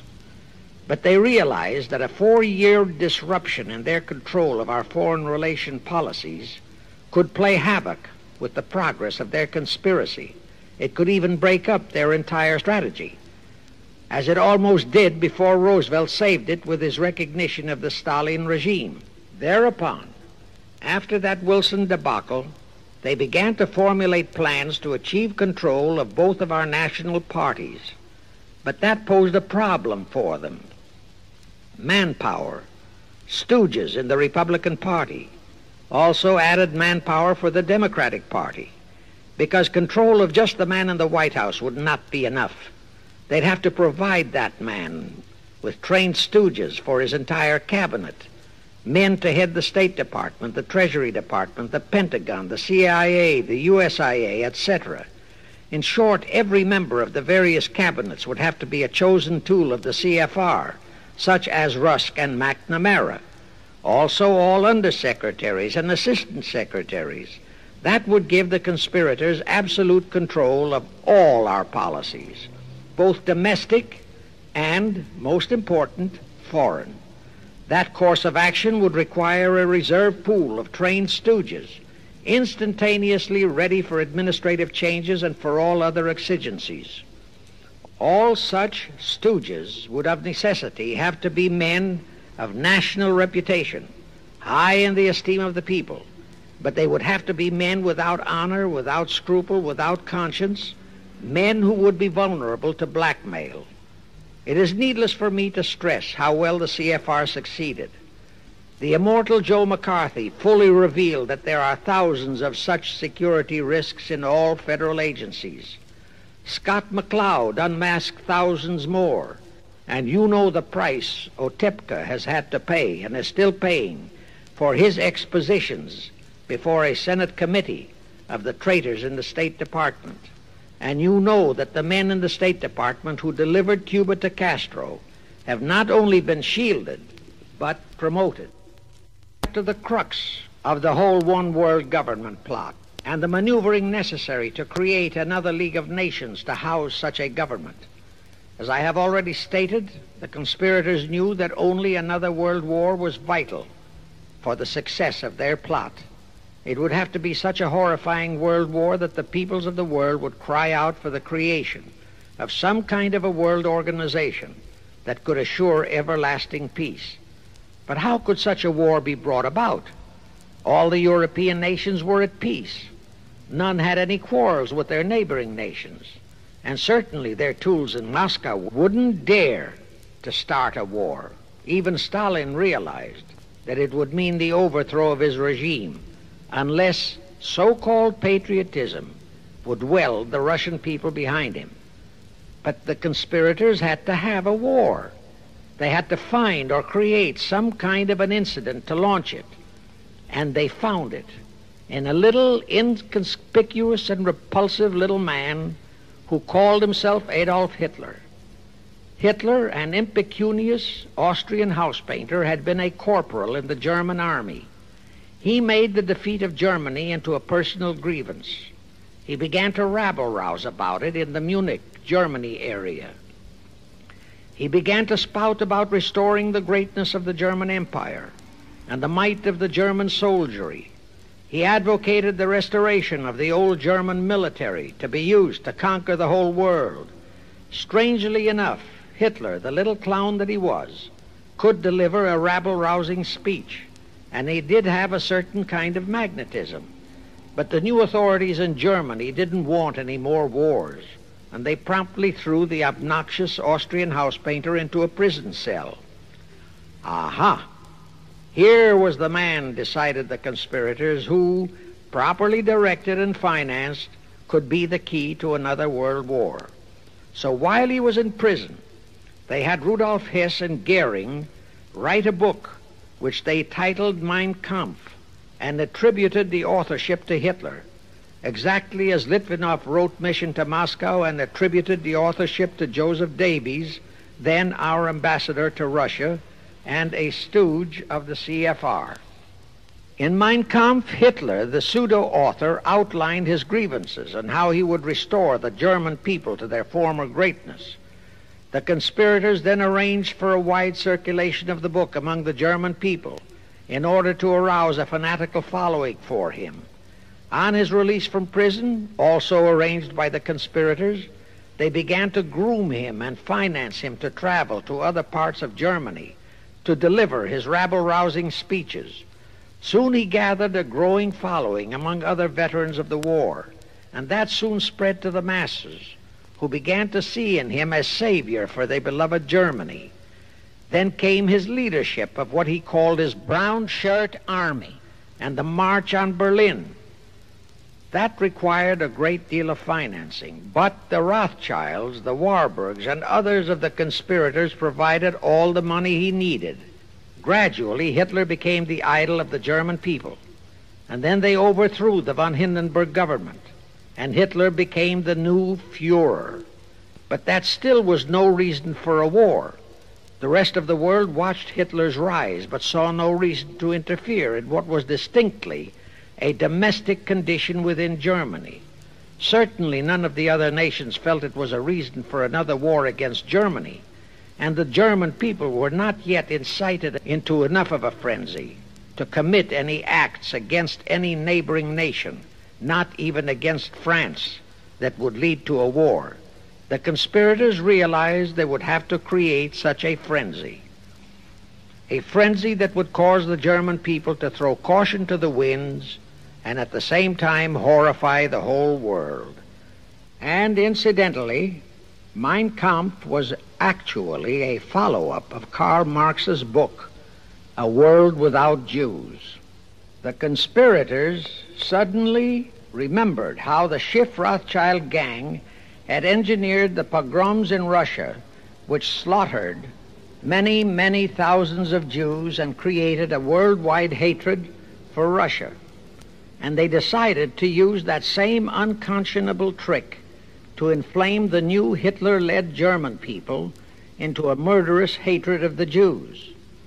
Now, it is true that the German people never had any particular affection for the Jews, but neither did they have an ingrained hatred for them. Such a hatred would have to be manufactured, so Hitler was used to create it.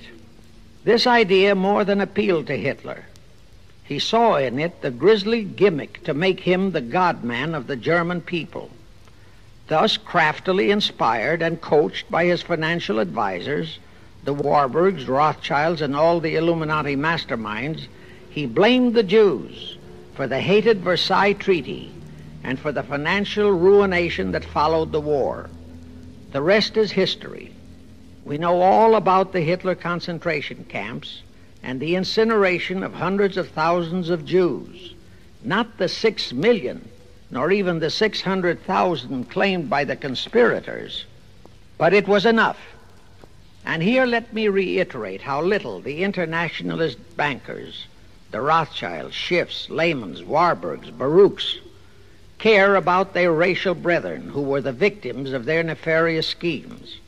In their eyes, the slaughter of the several 100,000 innocent Jews by Hitler didn't bother them at all.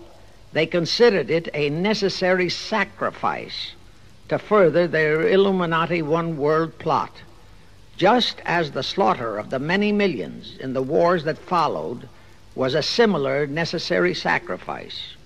And here is another grisly detail about those concentration camps.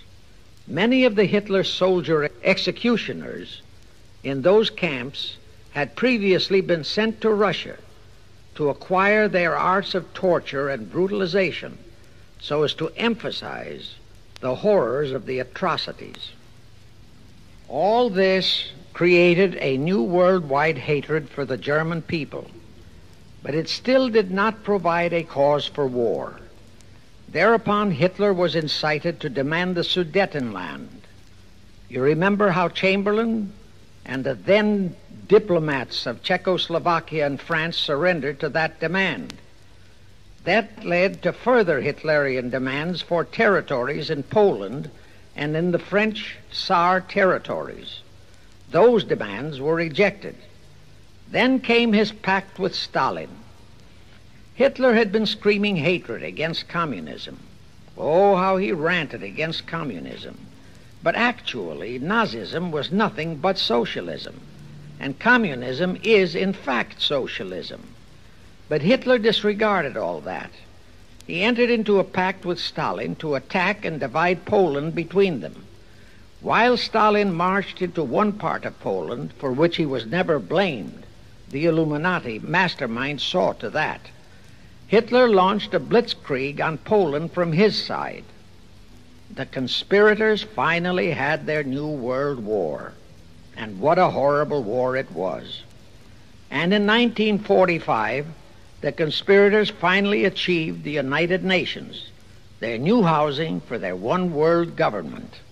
And truly amazing, all of the American people hailed this foul outfit as a holy of holies, even after all the true facts about how the UN was created were revealed. The American people continued to worship that evil outfit. Even after Alger Hiss was unmasked as a Soviet spy and traitor, the American people continued to believe in the UN. Even after I had publicly revealed the secret agreement between Hiss and Molotov that a Russian would always be the head of the military secretariat, and by that token, the real master of the UN, most of the American people continued to believe that the UN could do no wrong. Even after Trygve Lie, the first Secretary General of the UN, confirmed that Hiss-Molotov secret agreement in his book For the Cause of Peace, the vast majority of our people refused to lose faith in the UN. Even after the truth about the Korean War was revealed, how the Russian General Vasiliev, head of that UN military secretariat, was given a leave of absence by the UN so that he could take command of the North Koreans and Red Chinese who were fighting the so-called UN police action under our own General MacArthur, who by orders of the UN was fired by the pusillanimous Truman in order to prevent his winning that war, our people still believed in the UN. Despite our 150,000 sons who were murdered and maimed in that war, the people continued to regard the UN as a sure means for peace. Even after it was revealed in 1951 that the UN, using our own American soldiers under UN command and the UN flag, in collusion with our traitorous State Department and the Pentagon, had been invading many small cities in California and Texas in order to perfect their plan for the complete takeover of our country, most of our people brushed it off and continued their belief that the UN is a holy of holies. Do you know that the UN Charter was written by traitor Alger Hiss, Molotov, and Wyszynski? That Hiss and Molotov had made that secret agreement that the military chief of the UN was always to be a Russian appointed by Moscow? Do you know that at their secret meetings at Yalta, Roosevelt and Stalin, at the behest of the Illuminati operating as the CFR, decided that the UN must be placed on American soil?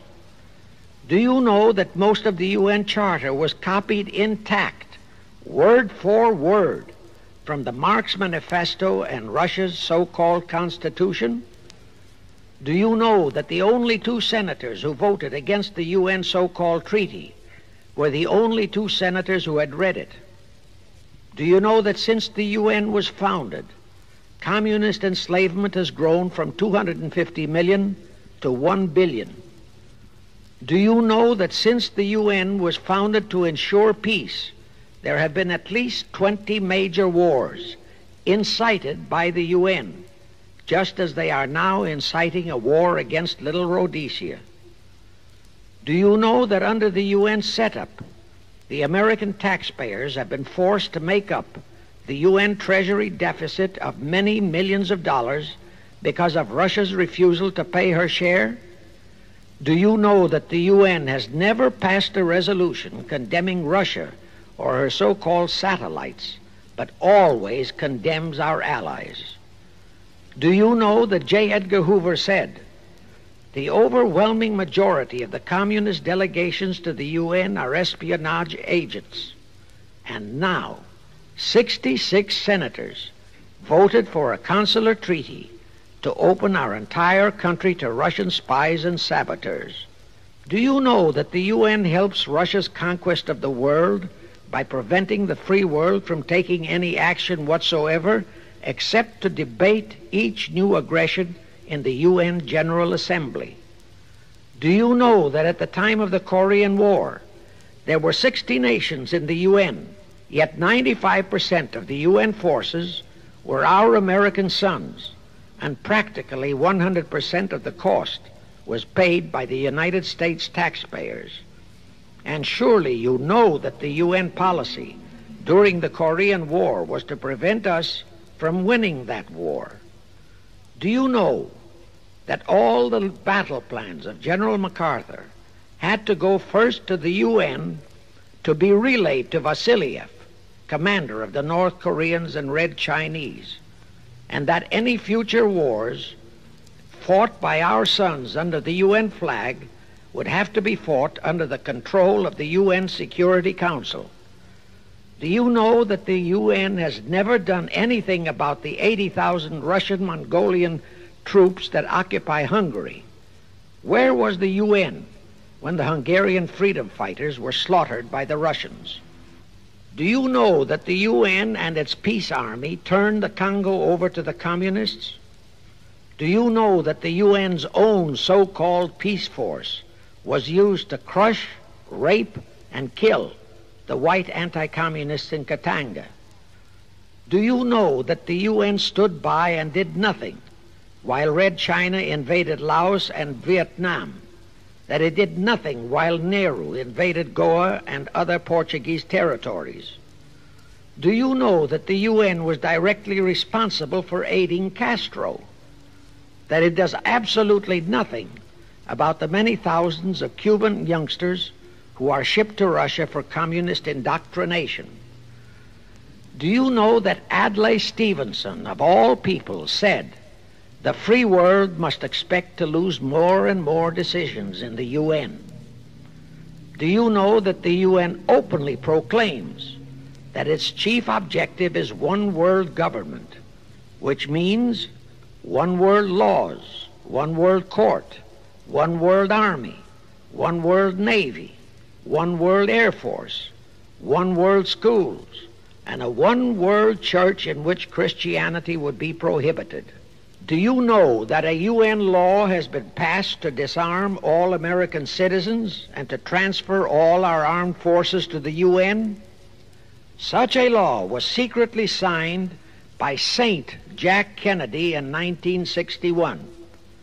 Do you realize how that fits in with Article 47, Paragraph 3 of the UN Charter, which states, I quote, "The Military Staff Committee of the UN shall be responsible through the Security Council for the strategic direction of all armed forces placed at the disposal of the Security Council," unquote.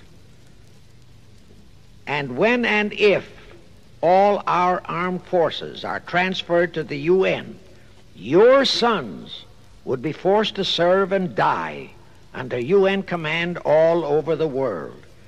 This will happen unless you fight to get the U.S. out of the UN.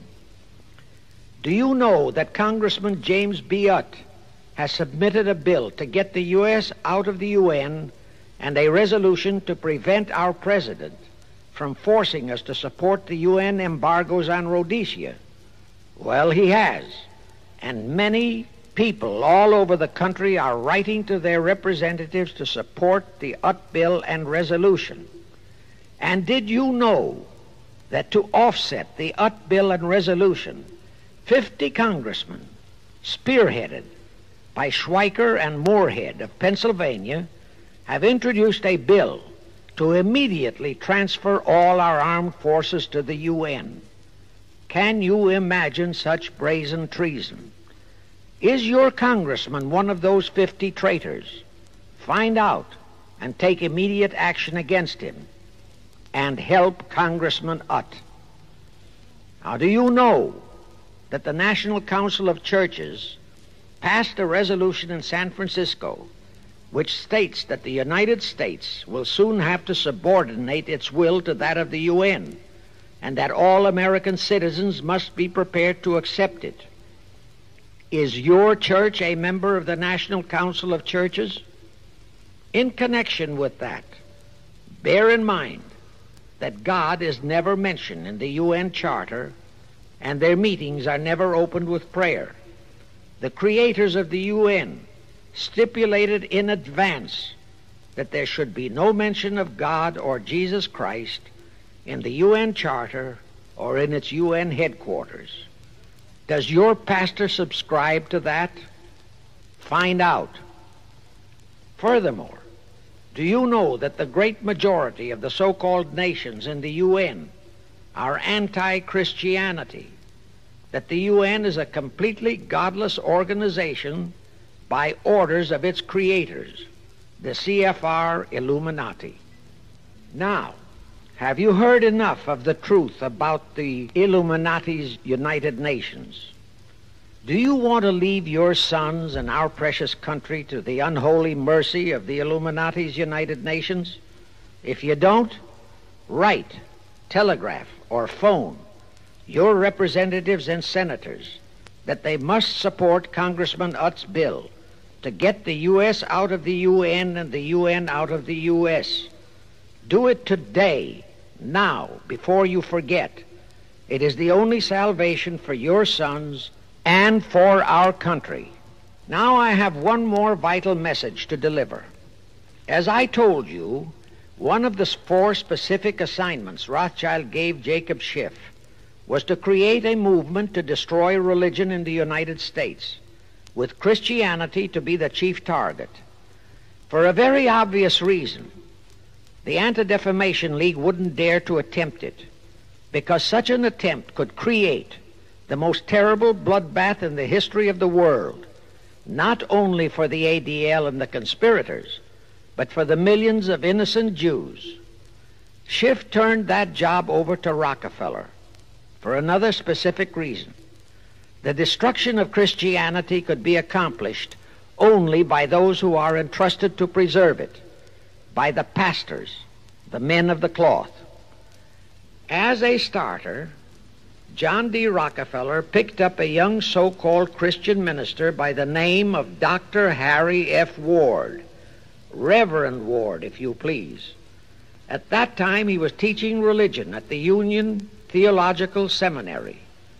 Rockefeller found a very willing Judas in this reverend.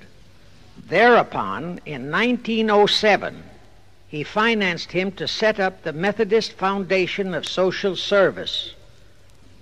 And Ward's job was to teach bright young men to become so-called ministers of Christ and to place them as pastors of churches. While teaching them to become ministers, the Reverend Ward also taught them how to very subtly and craftily preach to their congregations that the entire story of Christ is a myth, to cast doubts on the divinity of Christ, to cast doubts about the Virgin Mary. In short, to cast doubts on Christianity as a whole. It was not to be a direct attack, but much of it by crafty insinuation that was to be applied in particular to the youth in the Sunday schools. Remember Lenin's statement, "Give me just one generation of youth and I'll transform the whole world." Then, in 1908, the Methodist Foundation of Social Service, which incidentally was America's first Communist Front organization, changed its name to the Federal Council of Churches. By 1950, the Federal Council of Churches was becoming very suspect. So in 1950, they changed the name to the National Council of Churches. Do I have to tell you more about how this National Council of Churches is deliberately destroying faith in Christianity? I don't think so. But this I will tell you. If you are a member of any congregation whose pastor and church are members of this Judas organization, your contributions are helping the Illuminati's plot to destroy religion and your faith in God and Jesus Christ. Thus you are deliberately delivering your children to be indoctrinated with disbelief in God and church, and which can easily transform them into atheists. Find out immediately if your church is a member of the National Council of Churches, and for the love of God and your children, if it is, withdraw from it at once. However, let me warn you, that same destroy religion process has been infiltrated into other denominations. If you have seen the Negro March on Selma and other such demonstrations, you have seen how the Negro mobs are led and encouraged by ministers and even Catholic priests and nuns who march along with them. As a matter of fact, the Mormon Church is about the only one I know of that is clean of that kind of Judas infiltration. But of course, There are many individual churches and pastors who are honest and sincere. Find one such for yourself and for your children. Incidentally, this same Reverend Harry F. Ward was also one of the founders of the American Civil Liberties Union, a notorious pro-communist organization. He was the actual head of it from 1920 to 1940. He also was a co-founder of the American League Against War and Fascism, which, under Browder, became the Communist Party of the United States. In short, Ward's entire background reeked of communism, and he was identified as a member of the Communist Party. He died a vicious traitor to both his church and country. And this was the man old John D. Rockefeller picked and financed to destroy America's Christian religion, in accordance with the orders given to Schiff by the Rothschilds. In conclusion, I have this to say. You probably are familiar with the story of how one Dr. Frankenstein created a monster to do his will of destroying his chosen victims, but how instead, in the end, that monster turned on his own creator, Frankenstein, and destroyed him. Well, the Illuminati, CFR, has created a monster called the United Nations, who, supported by their minority groups, rioting Negroes, the traitorous mass communications media, and the traitors in Washington, was created to destroy the American people. Well, we know all about that many-headed Hydra monster. We know the names of those who created that monster. We know all their names. And I predict that one fine day the American people will come fully awake and cause that very monster to destroy its creator. True, the majority of our people are still being brainwashed, deceived, and deluded by our traitorous press, TV, and radio, and by our traitors in Washington. But surely, by now, enough is known about the UN to stamp that outfit as a deadly, poisonous rattlesnake in our midst.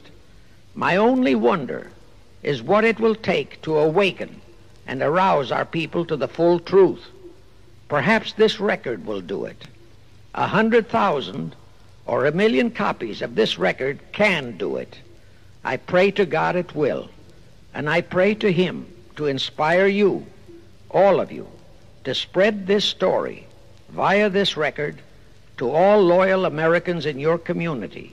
You can do it by playing it to study groups assembled in your homes, at meetings of the American Legion, the VFW, the DAR, all other civic groups and women's clubs, especially the women's clubs who have their sons' lives at stake. With this record, I have provided you with the weapon that will destroy the monster. For the love of God, of our country, and of your children, use it. Get a copy of it into every American home.